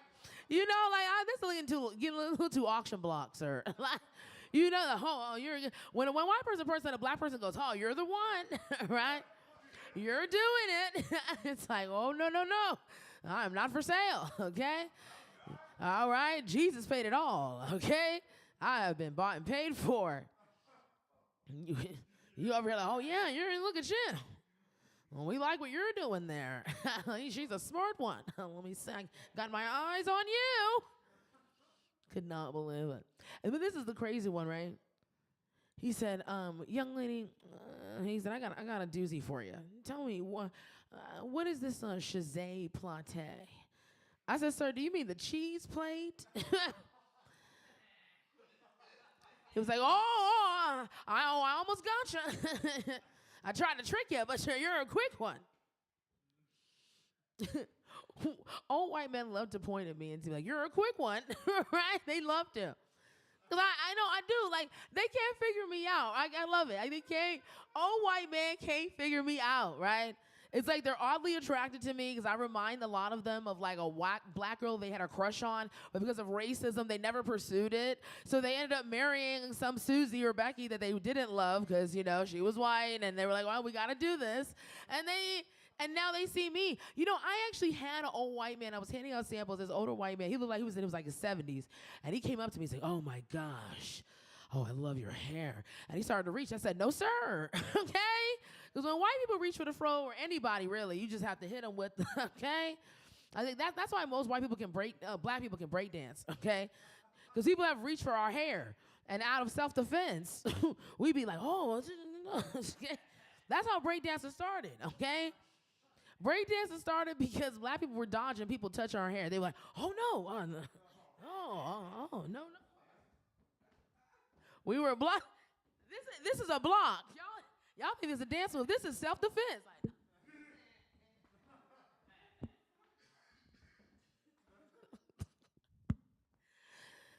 Oh, man. You got to block. You know, when I hand out samples, though, it's so funny because I hand them out like Air One, so it's like really like expensive, whatever. And so there's a lot of rich people there.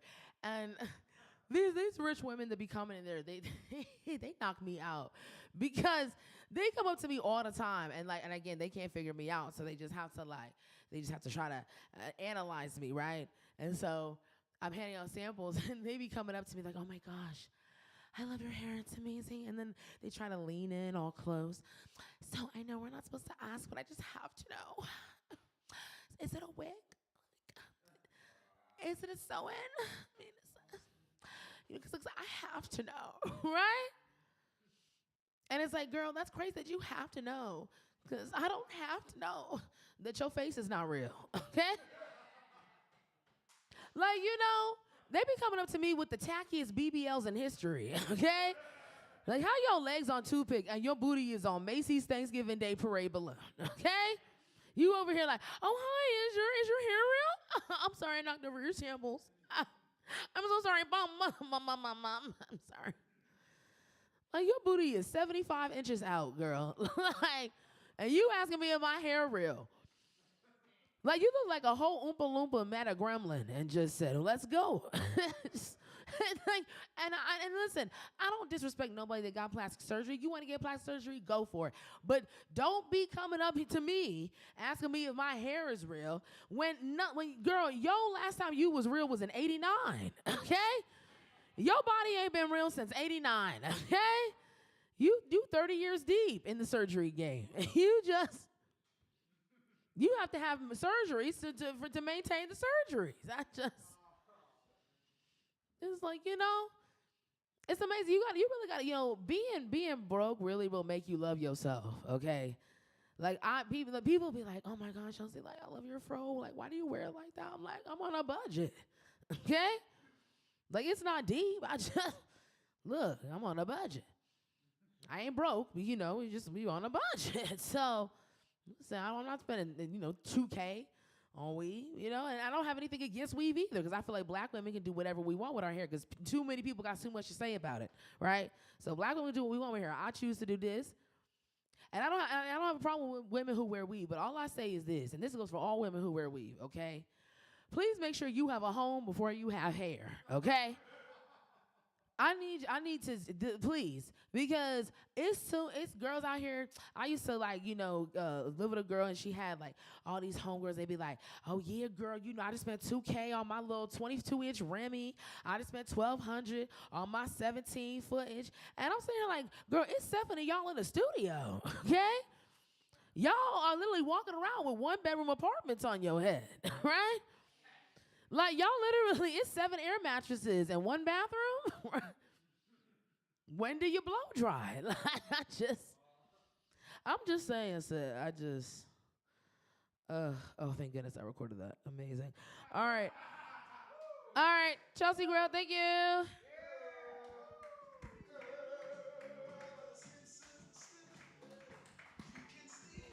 Give it up for Chelsea Grow, everybody. Damn, dude, I felt that, dude. I could not imagine anybody ever, like, saying I have a tacky booty. That sucks, man. Even my left ass cheek doesn't match the right? My left ass cheek is plaid and my right ass cheek is polka dots? Your shit's tacky, bro. God dang, can you imagine paying $10,000 for an ass implant? Then Chelsea sees you and just goes, that shit's fucking tacky. That sucks. It's just like a low insult that seems like it's, you know what I mean? Like I'd much rather somebody be like, your ass looks fake than tacky. It's like your ass is bored or something like that. That's just lame. Something like that. Give it up for Chelsea, everybody. Give it up for this next comedian, Tyler DiBenedetto.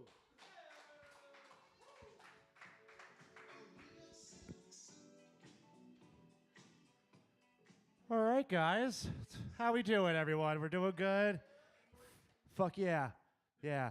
No, like, I love Rick and Morty. I was very worried the show would, like, decline when they got rid of, like, Justin Roiland.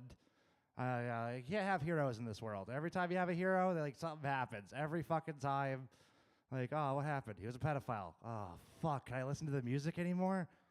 I still love, R. Kelly's music. I grew up with Space Jam. Fuck yeah. No, but like Rick and Morty, I'm happy the new season was fine. But yeah. So anyway, I'm gonna start telling some stories and jokes here. So, so last weekend I went to a film festival because my girlfriend was a producer on a movie. It was like a little documentary movie. We had to go to Palm Springs, which is like a lot of old white retirees. And like, I've never been to a movie theater where the staff was just on it to like too much. They'd be like, hey, no outside food and drink, go to the bar. And I'm like, okay. So I go to the bar and like the guy sells the worst bartender I've ever had. This will piss everyone off, I think. The guy, I'm like, I'll have this beer here. I point to the can. It was a Scrimshaw, 16-ounce can, $12. And I was like, oh, fuck. And then he was like, he already grabbed it and opened it before I could even say no. And I'm like, okay, cool. Now, what got worse, though, is he puts the 16-ounce can in a 12-ounce cup. And then he hands me the 12-ounce cup and then throws out the rest of the beer I paid $12 for. Has this ever happened to you? It fucking sucks. If it has, you're entitled to compensation. I wanted to make a scene, but I was on an edible. It wasn't the time. And like at this festival, they had like after parties. They're all like, it's really secret. This party's on a ranch. And I'm like, okay, cool. I was thinking it'd be like Dynasty, like that show, like some big Texas ranch. No, it was just a renovated hotel in a gated community. It just looked like a shitty motel, which I was like, well, this is a little disappointing. Their entire bar selection was red wine, white wine, or vodka. And I'm like, okay, do you have seltzer? Only tonic, and I fucking hate tonic. Tonic is ass. Thank you. Fuck tonic. But yeah, so like, I'm there, and like the one woman who like runs the event is doing a speech, and she's like, welcome to, you guys like Palm Springs? It's so great here. Like some weird Stepford wife shit. I don't know. There's some weird cult shit going on in Palm Springs. A lot of crystals. But she's just like, so Walt Disney used to live on this very lot. And I'm like, okay. Because he wanted to open Disneyland, fun fact, in Palm Springs. But he couldn't do it because the summers were too hot. But he loved it out here because it wasn't so Hollywood. And I was like, oh, I know what that means. I look at my girlfriend and I'm like, no Jews. And like my one friend, I was like, wait, was Walt Disney anti-Semitic? And I'm like, him and Henry Ford, like they talked about it all the time. They hated him. It's true, a little historic fact for you. No, but like, yeah, I heard earlier you hate people that do like work material. I get it. I mean, who doesn't like, I hate fucking being a cog in the machine. My one friend, like, back home was calling me. He's like, I got a raise. And I'm like, isn't that a good thing? It was 20 cents.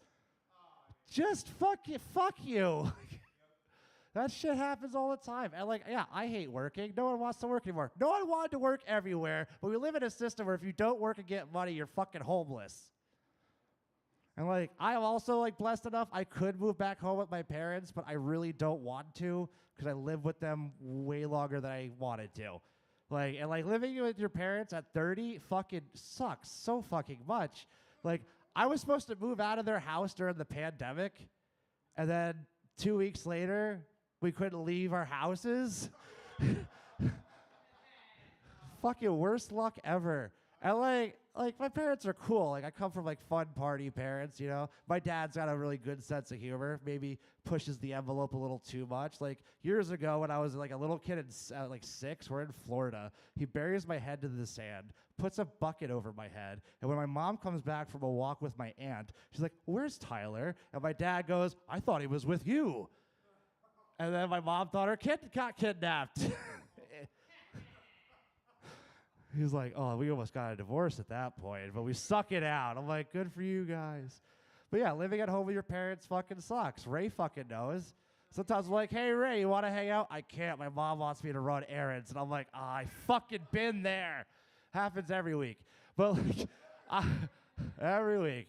And I'm like, I get it. You know, you're trying to do your best and shit. Like, I paid to live with my parents. Like, I paid rent and shit. But like, there's nothing worse than like you come home from your buddy, you come home with your buddy from the bar, you're a little high on cocaine, and got a nice buzz going, and you walk in your house, and upstairs you can hear your parents fucking. Has this ever happened to you, Ray?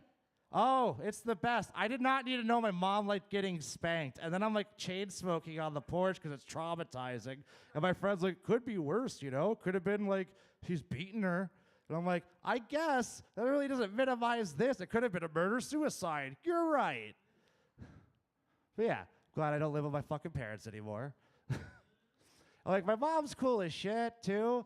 But, like, I want to call my parents more, but every time I do, it's just bad news. Like, one time when I first moved here, I got a call from my sister because my parents couldn't tell me, and I found out my dog died. What a fun, new, exciting adventure that was, especially because my sister can't tell a fucking story. So it was 20 minutes of rambling. And we're like, yeah, so we let her outside at nighttime, and then she got picked up by, I think, a hawk. Or was it an owl? Might have been a hawk. Maybe Dennis thinks it's an owl. And I'm like, what the fuck happened? And I'm like, oh, well, what happened was she got picked up and dropped from 30 feet. And I'm like, Jesus Christ. I'm like, that's how she died? Oh, no, it keeps going. Why does it keep going? And next thing you know, she's like, yeah, so we took her to the vet, and we gave her antibiotics. And the antibiotics didn't work. She died 3 days later. And I'm like, Jesus fucking Christ. And then for like 3 weeks, every dog I saw like would look at me like they knew. It was a weird experience. I think the worst, though, is my friend and I got done working at the strip club. And like we parked, and I see this guy walking his dog, and he had no leash. Because me and my dog, we had no leash. I would joke, love was our leash. So I look at the guy, I'm like, you got no leash? Nope. I'm like, because love is your leash. And then I started crying because my dog fucking died. Because I'm, you know.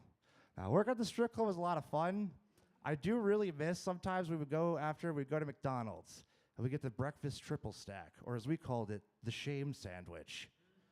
Because it was so gross, but so great. And we went to Griffith Park. And it's like, sun is up. We've been working all night. It's 7 a.m. We're just chain smoking cigarettes and eating shame sandwiches. And all of a sudden, I see like the most California hike shit, which was this woman with a full ponytail and nice shorts. And she's like, oh, guys, you made it. I didn't think you would. 'Cause she's very positive. And I see like these 4 couples. 2 are gay, and 1 was a straight couple, and the one they just that's not really a necessary detail. I have nothing to add to that. But like that's just I'm just giving some details and context. But like the one woman or the one guy was like, "Oh yeah, we wouldn't miss this for the world. We set alarms."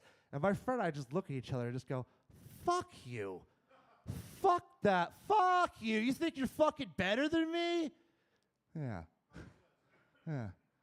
Now, I did a job interview. I know you hate work material, but this is a job interview one. I did a job interview at the Truly Bar at Angel City Brewing, and they asked me this question, like, what was the thing that you did at your job that you're kind of proud of handling a situation? And I didn't tell her this story, but I kind of wish I did. And it was still the pandemic, and we had to bartend again. And everyone at the resort was like Long Island Trump supporters, so like they didn't think the fucking disease was real. They're like, it's all fucking the Democrats making shit up. And then like they told us we had to enforce the fucking mask mandate, but like we work for tips and they don't like that, so they didn't give us money. So this is what I did. I looked at this one guy, I'm like, sir, you can't, I'm not gonna serve you to put a mask on. He leaves pissed off. He comes back and I get a little redemption. I just go, listen, I'm sorry I'm a hard ass about the mask. You would be too though if your son died. Thank you. I was like, shit. I'm so sorry to hear that. I didn't know. Like, yeah, like it's a real thing. People are dying out there. He died of COVID. I don't have kids though. I made up. I had 2 kids, Hunter and Eliza, and Hunter did not make it. He was 6. He liked Matchbox cars because you got to add shit to it. You know, devil's in the details. This dude's. I'm so sorry. This guy gives me $100. And I'm very happy I got that Hunter. Thank you. God bless you, Hunter, my made-up kid. All right. I'm done.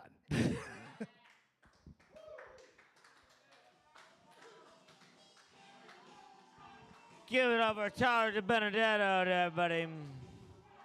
Damn, dude, that has to suck being the dad at a soccer game when you're hanging out with other like white, like Republican dads, and they're like, this fucking fake ass virus is fucking bullshit. And then you have to be like, yeah. And also, Stan, why is your son not at the game?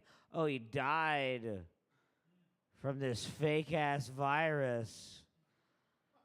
Like, as you're talking to their dads that are calling after they call, like, anybody that dies from this thing is a fucking pussy. Anybody that dies from the thing is a fucking liberal. Is what they are. If you die from this thing, you voted for Biden. Anyway, Stan, why is your son not here? Oh, he died. He's sick. He'll be here next week. He voted for Biden and died. That's it. Yeah. My 6-year-old son voted for Biden and died. Not from COVID, though. No, that would make him a pussy. That's why he's second string. Your son died from COVID because he's a second string MIDI. Yeah, all right. Give it up for Tyler DiBenedetto. Give it up for this next comedian, Steven Marcus Relevant.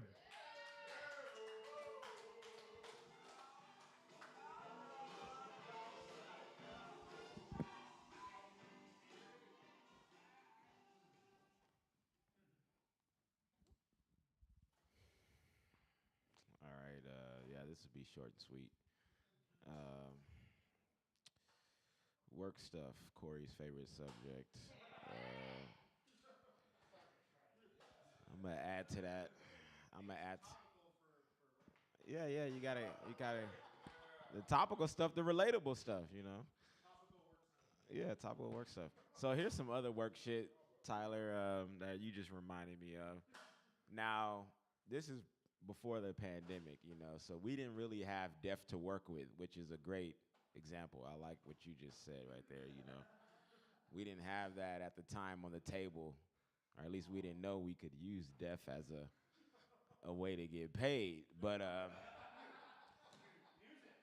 no. I'm gonna add to that. I'm gonna add to that just in case, because you know you want to switch it up.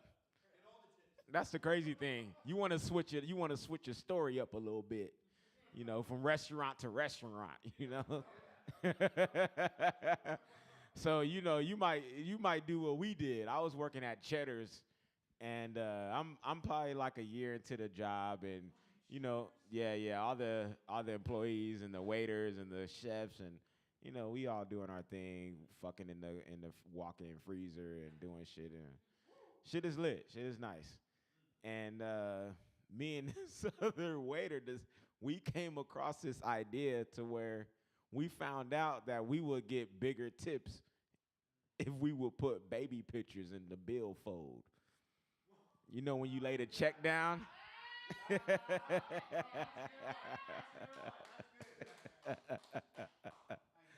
Nigga, I was cutting out kids from Toys R Us in that bitch. The crazy thing about it, too, every time I come back to the table, the family be like, oh, he look just like you. You can't deny this one, huh? I was like, I sure can't deny that one. That's my. I was just taking the homie's baby picture out of his billfold, and we was switching pictures. It was his baby the whole time. So yeah, for sure. Every time people would leave and be like, oh yeah, give him a little bit more. He gotta feed them kids, you know. Well, you might get more tips with an ugly baby. You might get more tips. They're like, oh, look at him. Bless his heart. That's when they hit you with the bless his heart. Look at you know all he got to go through with this baby? Shit. Give him the money. Give him the money. That's how you know the baby ugly. They give you that 20. They're like, oh, this baby ugly. Like, well, most white babies are ugly. Most white babies come out looking like Bruce Willis. Like, it don't matter. It don't matter you male or female. You got that bald head, you look like you about to take over the city. Yeah. There's a bomb. There's a bomb under the hospital. I just Yeah. All right. I end off on this. It's a joke that I haven't really got to work on. It's one of those ones I thought about, and I probably did it one time, but I feel like we need a couple more black people in the room to make it hit the way I want it to hit. But Coke, you 0.5. I think in order for we haven't solved the problem of racism yet. So I think one of the ideas I'm just going to throw out there is that I believe that white people ought to just give us a state. We need a nigga state. We need a state of niggas only. And I think the state should be where anywhere there's been an unarmed black man killed, they should give us that state, you know. That's what I was saying. At first I was like, let's give us something y'all don't want. You're like, nah, we're going to be in Minnesota for real. We're going to be in Dakota somewhere. Oh, man, can you imagine we take over Mount Rushmore, put our own niggas on there? Well, the crazy thing about it is that this nigga ain't got nothing to do with it, but he gonna be the first one. Snoop Dogg. I don't know why. Snoop Dogg gonna be up there. Snoop Dogg gonna be up there with a blunt. You be like, oh, that's. I feel like that's the unanimous decision everybody can get on board with. Oh, yeah, I can get on board with Snoop. I can get on. P. Diddy was never in, but. P. Diddy was never in. Yeah, Richard Pryor's dope. Yeah, I was saying this last night.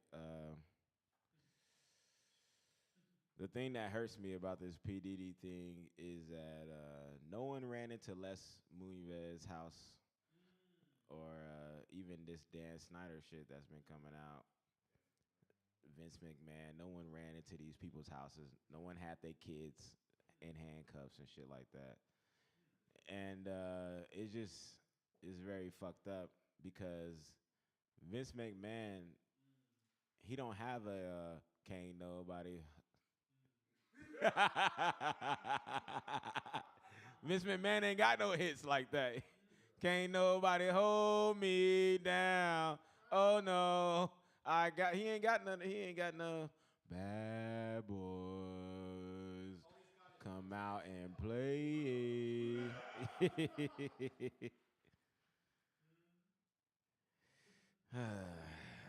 He ain't got no all about the Benjamins, baby. What you want to do? Want to be ballers, shot callers. All right. Switching lanes in the bins with the spoil. All right.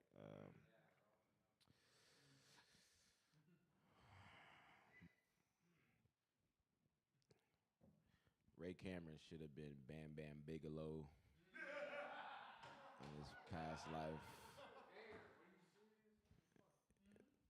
That.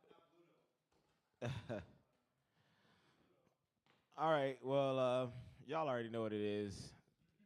Accidental. Adam, Tom, Shaman, Nate, Ray, all the OGs, the young Gs. Yeah, with the old school. Yeah, I know.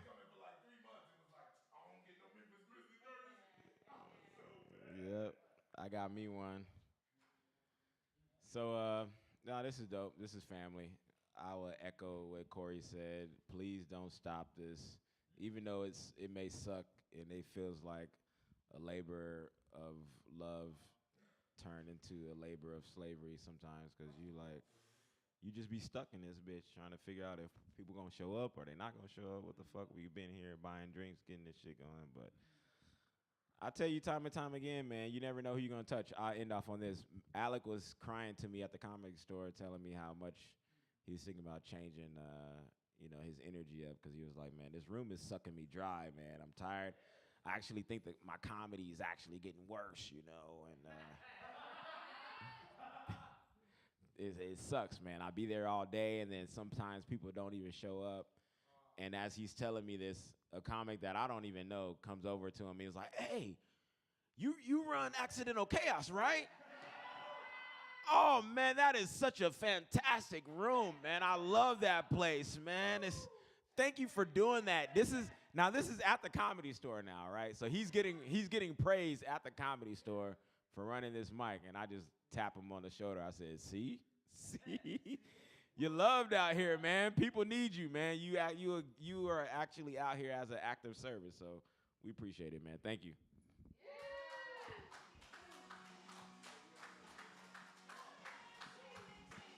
Give it up for Steve Marcus Rutherford. Thank you for reminding me of that, dude. I was venting so hard to you. And I was just drunk, just hoping they wouldn't call my name at the end of the night.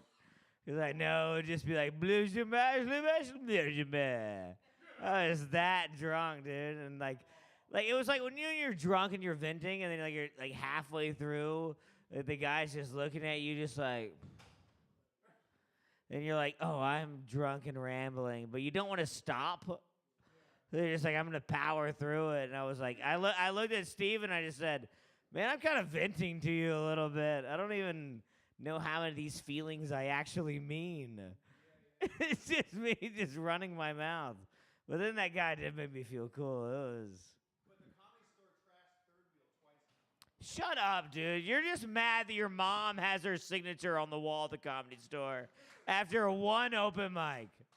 One open mic, and your mom is sucking Jeff Ross's cock. That's amazing, dude. See you, Steven. See you, Corey.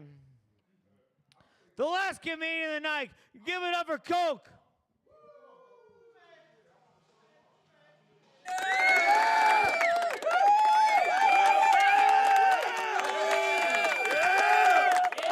Everyone's clapping. We have made it, man. Give it up for Alec Feinstein, everybody. I want to hear a round of applause.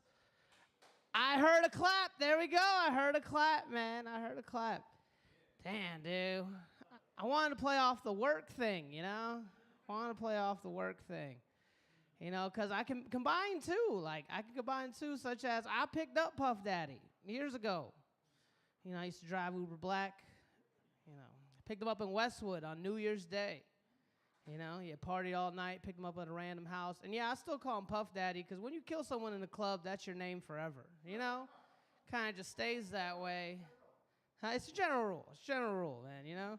But I remember I was like, oh shit, that's Puff Daddy. You know, it just said P on my phone. But I'm like, oh my God. And I run out. I just open the door. He gets inside. And sometimes you get that strong vibe from the rich people that the type of person doesn't want to be talked to, you know? Sometimes you get that vibe, but I'm still trying my best to start a conversation, you know? I want to get signed to the record label. Well, not anymore, because he rapes you. But still, I was like, hey, man, how was your day? You just partied New Year's? You know, it's New Year's Day. So he's like, yeah, I just woke up. And I was like, damn, that's cool, man. What else you going to do today? He goes, well, I might go to the Bahamas. And I just thought that was a cool thing to be able to say midday, you know? Like, that's like a fucking lavish life. You know? Man. And then I was kind of like, you know, I was like, the guy stopped talking. He's quiet. I'm like, fuck. I'm dropping him off at his home in Bel Air. And I'm like, here's my opportunity. I gotta think of something else to say to him. You know, I got to make sure that he knows that I know that he's Puff Daddy. Yeah, so as he gets out the car, I say, hey, Puff. And he's like, what? And I turn, I was like, can't stop, won't stop. Can't stop, won't stop. Fucking full of ruckus. And then I realized that wasn't his line. You know, I thought I told you that we won't stop. I thought I told you that. And I was like, damn, I fucked that up. You know, my whiteness, you know, gets confused. I'm trying to think of his hits today. I can't think of more than like 3, you know. He hit those kids. I am kind of stealing the premise that someone touched on last night, but they didn't expound on it. And I thought it was very interesting that someone brought up last night that, you know, Puff Daddy's in trouble for human sex trafficking. That's what they call it. You know, like, you mean like pimping? You know, like pimping, the thing that all of the rappers have done and talked about since the 90s, you know? Like, there's a song out called Big Pimpin'. That's from Jay-Z, you know? There's a contract with pimps and...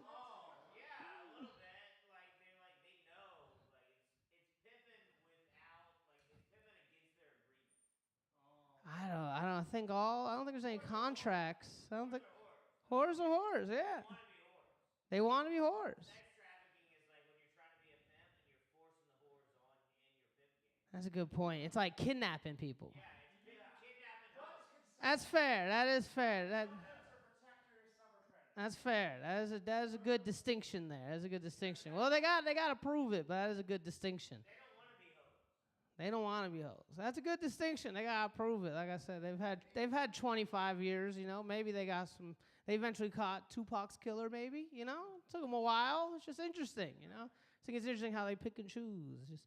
I think it's kind of the gay shit. That's kind of what I'm thinking. That they got it all this stuff on a lot of these motherfuckers, but some sort of weird homophobia. They're like, I did gay shit with Meek Mill. Now he's in trouble. I'm like, how did that come out? And now you in trouble? Like, I don't understand. You know, I don't understand this. It just confuses me a little bit, you know, because maybe I shouldn't be, maybe I'm embarrassed to say it, maybe I'm not. I don't think I am. I still like Meek Mill's music, all right? It is good music. I don't care about the penises or whatever happened to him, okay? I listen to him for his music. That's what I'm saying. It's a little weird. Like Puff Daddy, he's in trouble. Human sex trafficker, got it, you know? Meek Mill, touched the penis. I don't understand what it has to do with his hits. You know, just saying right now. Just saying, man. I'm just saying, man. It's what they do to some people. I just think it's interesting because it just shows how like homophobic we still are. You know, a lot of people like, you know, because that's the rap community. That's being gangster. I get it. That's kind of like people like, whoa. You know, I was also like, whoa. But you know, same thing. Like I'm a big basketball fan. You know, I'm huge into basketball. That's why my name is Coke. Big fan. And I just thought it was crazy because the first 2 months of the season when it got started, I was excited as shit, you know? I'm like, oh my God, NBA is back. I'm going to check out the fucking stats, what's going on, Miami Heat, what are they going to do this year? And what did they talk about? Dwight Howard sucking penis. All right, that's all I had to listen to for 2 months of every fucking thing, you know? Like, did you know Dwight Howard sucked penis? I'm like, what the fuck does that matter? I care about his rebounds, you know what I'm saying? Like, I don't feel like I'm being a good person when I say this, you know? Maybe it's because I'm homophobic and I don't want it on my timeline so much. I don't know, you know? I'm sick of hearing about it, but I'm also sick of being able to tell all the motherfuckers that say they ain't homophobic are now like, but he sucked a penis, ha ha ha. I'm like, what does that have to do with basketball? You know what I'm saying? That's all I'm asking. Different asking, you know? But then they kind of do the same thing with maybe the Puff Daddy, maybe not. They make it sound way worse than it is, to make it salacious, to defend themselves, you know? Then they're like, well, no, you have to understand it wasn't that he was gay. It has nothing to do with that. It's because it was sexual assault. It wasn't because he's gay. It's because it was sexual assault. And then it's like, okay, that's exactly how they want you to think. And you're like, okay, what was the sexual assault? Oh, yeah, he held a man down and sucked his penis. I've heard a lot of different types of rape in my day. I don't know if someone sucking your penis is truly the biggest type of rape there is. You know, I don't know, man. I mean, he's a big. We're not talking about P. Diddy. It's Dwight Howard.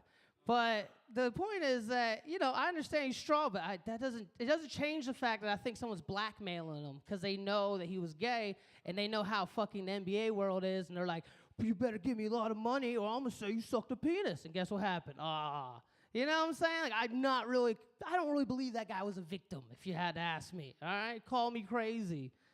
You know? That's shit I think about, man. I don't know why. It's just all over my timeline. Puff Daddy. Someone sent me the audio of Puff Daddy fucking Meek Mill. What the hell is this? I don't want to hear this. You know what I'm saying? Like, first of all, I think it's fake. All right? But also, like, there's a line between funny or you're just sending me male porn. You know, like, what are we doing right now? You know, just saying. I don't know, bro. What's how? Huh? It's just saying, it's wacky. It's just interesting how much people define themselves by things that I don't think matter all the most. You know, people are like, you can be gay, I get that, but do you have to talk with a lisp? You know what I'm saying? Like, why is it that you're like, oh, now I like wearing pink and talking like, it's like, what are we talking about? You know, and that's okay. But it's just people they're obsessed with how they identify, you know? Like, I remember it was about 2 months ago, a guy came in here in this club and he brought a girl. And he's like, I'm not gay, I just do gay porn for a living. And I was like, call me old-fashioned. I always thought having sex with the same gender is what makes you gay. Being attracted to the same sex, I'm pretty sure is gayness. But no one's gay. I got a lot of friends that suck penis, but they're not gay, and no one's gay. I'm like, it's a job. You can love it. But I'm just saying, man, it's just interesting, you know? It's how people are like, this is who I am. This means everything to me. It's like, what are we talking about? You know? I don't know, man. Only people call everything gay, you know? Like recently my sister seen a UFO and me and Alec put that video on the internet and everyone calls us fags now. It doesn't even make sense. Like, you know? It's like, we're like, look, there's a UFO, and the people are like, you fucking faggots. Like, doesn't even make any sense. Yeah? Yeah. It's like he posted it saying, my friend's sister sent him this video. A little gay, you know? Actually, that brings up a good conversation that I think is a ridiculous one. But again, I'm trying to focus on like I said, I think gayness is if you're attracted to same sex. I think that's all it is. If you are attracted, well, it's nothing wrong with that, you know? But by definition, you know, I want to be clear, not my thing, but I have a lot of friends that I hear talk about the pegging stuff. I think that's gay adjacent, but as long as you're fucking a girl, I'm not going to call you gay if you do that, you know? You're weird to me, but, you know, like, I be thinking about that, because my homeboy argued with me a lot about that. He's like, no, man, he's like, that's fucking gay, you know? And I get that side, obviously. And he's like, no, it's fucking gay, bro. You can't do stuff that a man will do to a woman, you know? It can't be like that. You just have to fuck the vagina. I'm like, well, by that logic, a girl can't give you head, because guys give each other head. He's like, damn right, I don't let girls give me head, because that's gay. And I'm like, see, now you're gay. Now you're gay. You know, you can't be so... It's like, wait, nah, it's crazy. It's crazy. It's a circle. It's It's a circle of gayness. You know? I don't know, man. That's how people identify, man. Like I said, aliens are gay now. That's a thing. I believe, man. I'm a big UFO believer. X-Files, you guys know this. I want to believe, you know? I believe. E.T. was in the closet?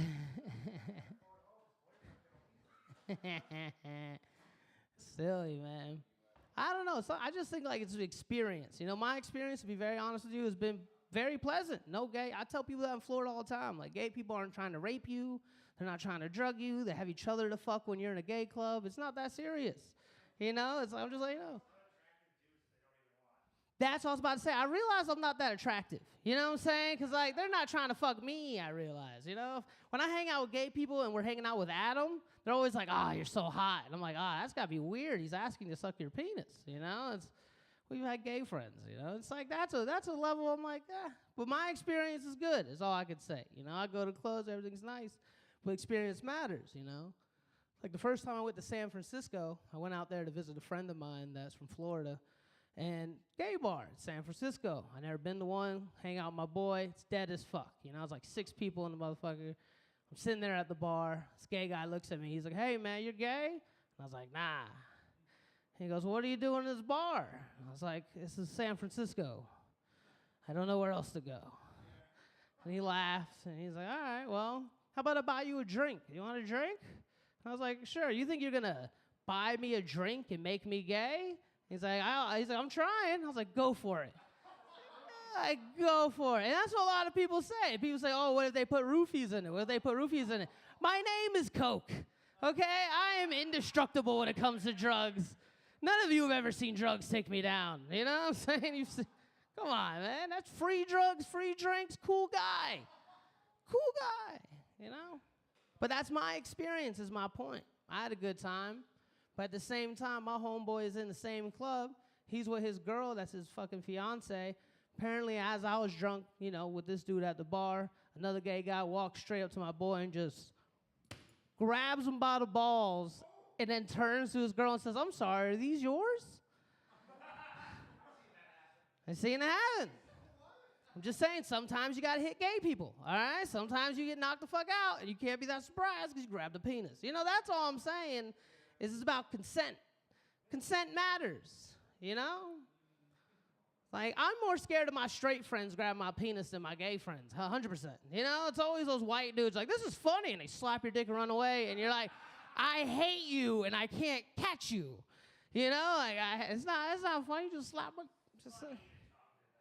yeah, I know, it is. It's like, this I think it's funny to me when it happens to someone else. You know, as soon as it happens to me, I'm like, of course, you know, classic. Classic, you know. Speaking of what happens, you know, what happens to me, it's all about experience. What happens to someone else, you know? Like, again, my experience has been good, but I've had friends that may have been diddled or dabbled by my gay friends, you know? A little touchy going on. It happens. It happened. We're all hanging out fucking months ago. It happened. We're all hanging out months ago, coked out of our minds. And a good friend of ours came in, and his name's Big Gay Anthony. You guys might have met him. He's big, he's gay. His name's Anthony. Actually, shout out to us for not mentioning that he's black in his name at all. It was just Big Gay Anthony. That's what mattered. Never had to bring up he was black. But I was there that night. We're all hanging out. He'd been on a 3-day bender. He was all like coked out. He's like, I just want to lay down somewhere. And luckily for me, I was like, I'm going home. It's 5 in the morning. I can take myself home. But there might have been just some laying down and different couches, different places to stay. One of my friends woke up to Big Gay Anthony playing with his penis. A few hours later, he just woke up and he's got from the outside the pants, you know, outside the pants. It's like the I didn't come thing. It's like, that matters, you know, outside the pants. And so he woke up and he was startled. He was like, how could you do this, Big Gay Anthony? And he was ashamed and ran away or whatever gay people do. And I'm not saying I'm always against the victim in certain situations, like earlier. But I am just saying, like, you know, I was there that night. If I was drunk out of my mind, coked up, and I laid down next to a woman, You know, I might have grabbed a titty. You know what I'm saying? That's his natural state. He's gay, penis, me, titty. You know? I'm not saying it's okay to grab your friend's penis, but it didn't happen to me. And that's what matters, guys. It didn't happen to me, which makes it funny. Okay? What, you think that's a story that actually happened to me? I hope not. Gosh. I doubt any of that. But I remember talking like to Andre Mulligan once where he was telling me about when he was 5, his babysitter made him eat her pussy. And I was just like, oh my God. He's like, yeah. I was like, you were assaulted. That's not even a cool thing. I'm like, you know, that's assaulted. 5. He said he remember it was salty. And I was like, what? Anyways, and I remember after that, he was telling me, he's like, you know, these things happen. You know, I was like, you were traumatized. And he's like, maybe it happened to you and you repressed it. And I was like, I hope not. I don't know. That's all my point is. I have no idea. Pretty sure nothing happened to me, but who knows? You know, I don't know. I don't know really where I'm going with that. But I guess on that slight subject, I would say, yeah, that I don't know. Because I've heard before people was like, oh, you're always so happy and stuff like that. And my sister, like, when we were like 21, she's like, maybe you're bottling it up and one day you're going to get angry about stuff. And I'm like, I'm 32 now. I don't think so. You know, like, maybe, but, you know, like, it scares me, those killers, those people that snap, you know? Like, I've never had that happen. I'm not angry, but I'm like, maybe? Like, I was scared to do acid my first time, okay? That's what I'm saying. I was like, what if I wake up and I killed everyone? You know? Like, do people go crazy? But no. Every trip I have is fun. Everything's always good. I'm like, it's fine, you know? Yeah. Nah, luckily none of that. I just remember my arms were blue. That was the biggest thing. Like, difference between acid and shrooms for me was like just the ridiculousness of it, you know? My arms were just blue, like the X-Men character. No, it was my eyes were lying to me, you know? What'd you say? You seen what in action? Yeah, dude. You should talk to Adam, dude. Adam has the coolest fucking. Yeah, right? Like, okay, like, my acid trips are always different, you know, just wacky, kind of like shrooms, but kind of the same range. But Adam says every time he does acid, every time that he can move the star, he can move anything in front of by like touching. He's like, I could just twist reality and it would shift. And he's like, I could do it with the stars. I'm like, whoa, dude. That's some good. It's fair. That's some good acid, okay? Some good acid. Like the walls are melting, but you're outdoors? I don't know. I didn't have that happen, but that's more normal acid right there, you know? Like, if I got one more drug to do, if there's one more drug to do, it would be DMT. I still want to try DMT. DMT. Not like Evan Warner with the vape. I don't want to do that. He's like, you want to hit? I'm like, no. I'm sure it's crazy, but I want what I consider the real DMT, you know? I have tried. I have tried doing it once. Mm-hmm.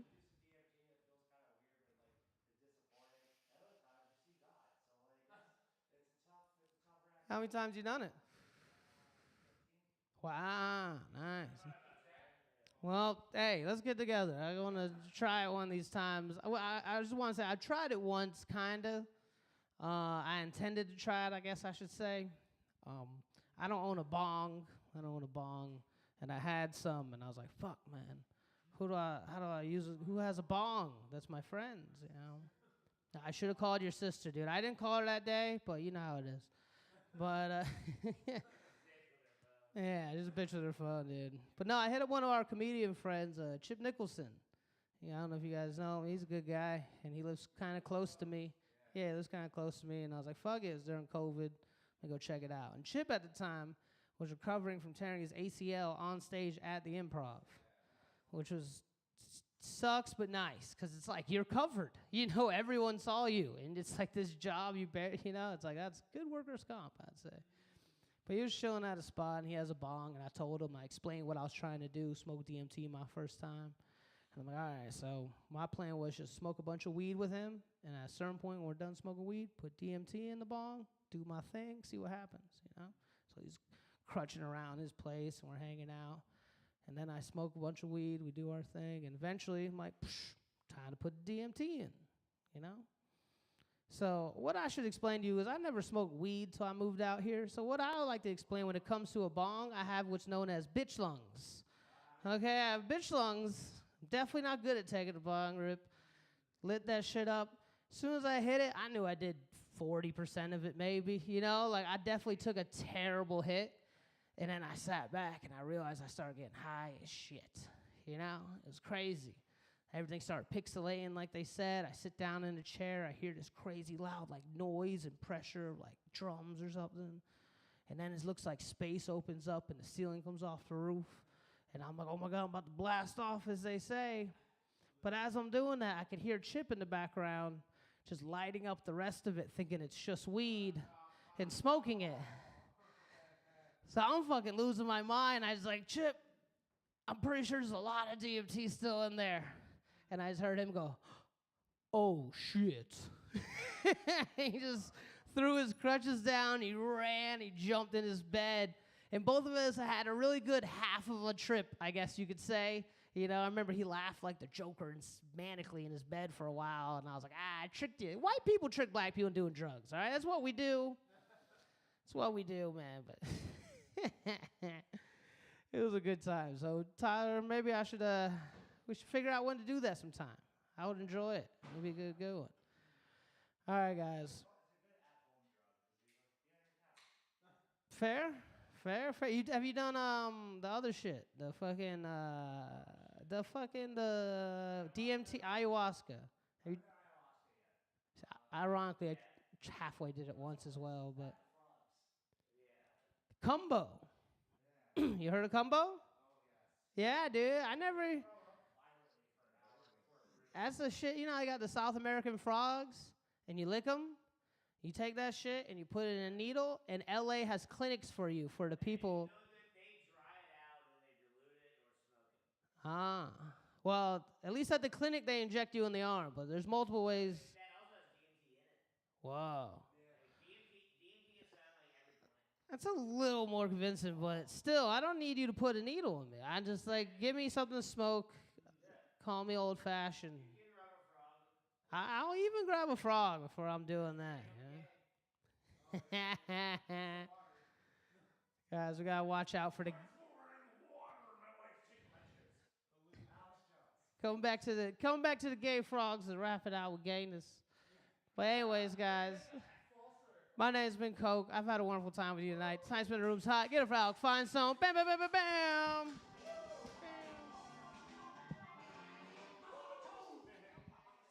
Give it up for Coke. Dude, the first time I did DMT, like when I moved here from Memphis, I moved into my brother's apartment like in Newport Beach, and like it was over COVID. I did stand up 5 times before I moved here, and like my parents were like, "You're retarded." My parents were like, "You mean that thing you did once?" And I was like, "Yeah." And they're like, "And you're in a '92 Land Cruiser." And it's funny, it's like my parents have like money, like they're like, but they're also Jews, so it's like we're not gonna give you any. Good luck, sir. And then when I told them I lived in my car, I was like, yeah, I lied. I lived in my car, and they were like, my God, I would have given you money. It's like, yeah. Hindsight is 20 fucking grand, Jew parents. But so when I first moved here, I lived in like Newport Beach, and it was over COVID. I moved here. It was like there's no comedy going on, and I was like, Orange County is like there was all these like Grateful Dead cover bands. They were like the most like serious, like they did every single song was like 20 minutes, and it was like I was like, this is California. It was like the same group of people that went there every week. And we're all just like old burnouts, like who like, and some of them like they'd be like, yeah, I saw Jerry in 92, 93, 94, 95. And like they're all just Grateful, like the people that you hate that do Grateful Dead. You know what I mean? But there was one guy, I would just go there, and like these concerts would be amazing. Like it would like be like just like hot chicks, like everybody's getting down, everybody's on like it would be like a guy going around through the crowd of like 30 people every week, and he'd be like handing out mushrooms to everybody, and like just hot. Like, everybody's getting down. It was so fun. And there was one guy there named Dennis. Every week, he was probably like 65, and he would smoke his DMT pen for the entire like 4 hours, whatever it go through, like every 15 seconds for like 4 hours. It was like, this guy's on another planet. And I was like, who is this guy? They're like, that's Dennis. I was like, Dennis rocks. And dude, he's front stage every time, just ripping it. And like there would be like girls who like come there for the first time. They'd be like, "What's that smell? It smells like burnt plastic." It's like, that's just Dennis. And I got good friends with Dennis. I got really good friends with Dennis immediately. The first night that I met him, he was like, it's DMT. And I go, I'm going to smoke so much of that. And it was my first time, and I was so drunk. And I was just like hitting it. And dude, it just takes you to another goddamn planet. And then it was literally like, it felt like, like 2 years later. But it was actually probably like 40 seconds. And I was just like, this is amazing. So I went out there and like talked to him. We were smoking a cigarette, and I was like, Dennis, like, what is your story? I was like, you just smoked so much DMT. How are you doing this? And he's like hitting the DMT as he's talking to me. And he has it to where it's like a jewel. It's literally a jewel. I was like, where are you getting this? And he's like, a guy I know, he like makes jewel pods for it. I'm like, that's fucking insanity. And I'm like, we're just like sitting out there, and he's just ripping the DMT pen. I was like, why? Like, you're smoking so much. And he goes, dude, this is the only reason I stopped smoking meth. And I go, I know, but like, it was also like, is this better? Like, I don't know. It's just losing your mind for all of time better than just smoking Adderall, basically. Like, dude, like he literally is. He's like, yeah, I just started smoking DMT all of the time, and that's how I stopped smoking meth. And it's like, is that better? That's what I said to him. I literally looked him in the eyes and I go, is that good? And he goes, well, I'm not doing meth anymore. And I was like, that's a hard argument to go against. He's not doing that. But like, dude, so anyway, so I started riding with Dennis to every single one of these shows for months. And dude, he had like a brand new like 2022 Challenger. It was brand new, and I was like, where's all your money? He's like, yeah, man. Like he was clearly like a meth heady type of guy. And every time he picked me up, we would just smoke DMT. And he would let me hit it, and then he would hit it, and then like while driving. And this is a stranger. If you don't know that other story about me where I got jerked off by that tranny, this is much better than, clearly I'm pretty like easygoing when it comes to getting picked up. I don't. But every time I would hit it, and he would hit it, like after I hit it, was probably a technicality. Like he knew. He's like, he'd get freaked out if I hit it before I let him hit it. But like right before I would like blast off, I would be like, you're hitting it too?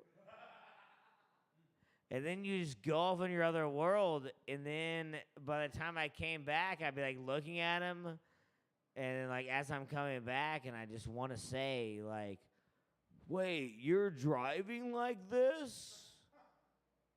I could never imagine. And he would just go, which is horrible. And every single time I was like, look at him like, yeah. But he was such a cool guy. And every time I would get home, I'd like walk to my apartment, and it would like be like the afterworks of like DMT. And like as you're coming down on DMT, it like everything's like blocky. Like like you know, like GoldenEye. Have you ever played GoldenEye? Everything's like really like edgy and like it looks like N64 graphics. That's what the whole world looks like. So I'm like walking to my apartment as my brother in there is overdosing on heroin, and I'm doing DMT, and I'm coming back to a cool life in California to do comedy. After I just got jerked off by a tranny. And I'm coming back to the apartment, and I'm going, man, that show was good. That was some good Grateful Dead music right there. But yeah, it makes you like literally go to like another weird planet.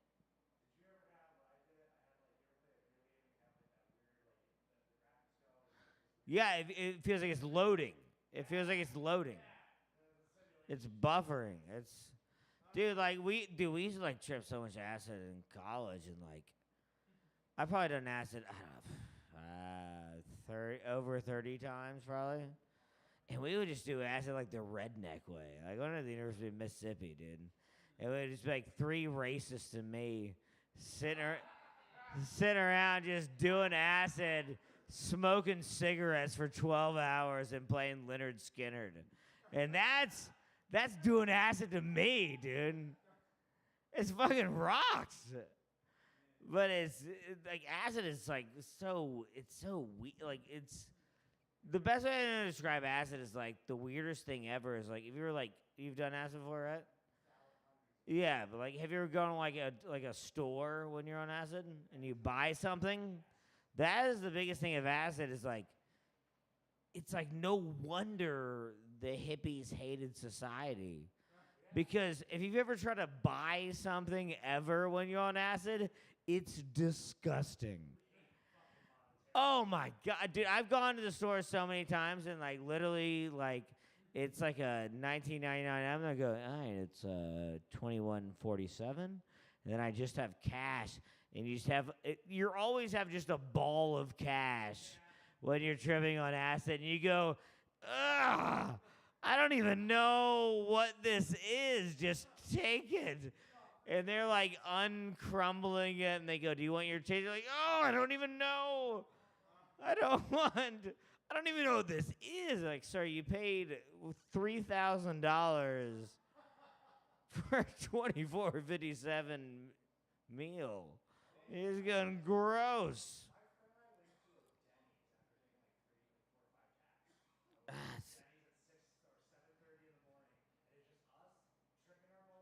Not even wanting food.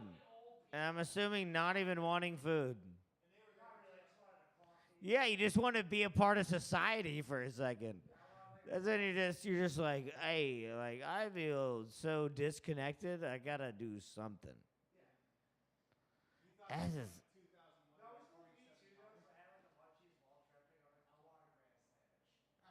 dude, the worst, like, my like junior year, me and my ex-girlfriend, like we like took acid, and I gave her acid for the first time, and she was in sorority in college. And me and all my buddies, what we would take acid and we would play chess. And the chessboard that we'd have was a football chessboard. So all the pawns were footballs. The king was a quarterback. The queen was a cheerleader. Like all those things. And the chess games would last like 5 hours. Just because you would just get distracted talking to each other. And then now it's ruined my chess from now on because the way you play chess on acid is you're playing just defense the whole time. And like it fucks you, like you're just like, I don't want you to get this. So now when I play chess, I'm just playing chess on acid because that's how I sort of did it. But so my ex-girlfriend was there and we all took acid. And her roommate came over who's like this like the most cliche, like, sorority, blonde-headed bitch. You know what I mean? Like, ditzy. And she comes over, and she's like, what are y'all doing? And we're like, we're on acid. And she goes, ooh, what's that like? And it literally just took me, like, of her blabbermouthy bitchiness. And I'm just not being a bitch. Dumbness. Of just me and my girlfriend. We go, hey, you can just shut the fuck up for a second?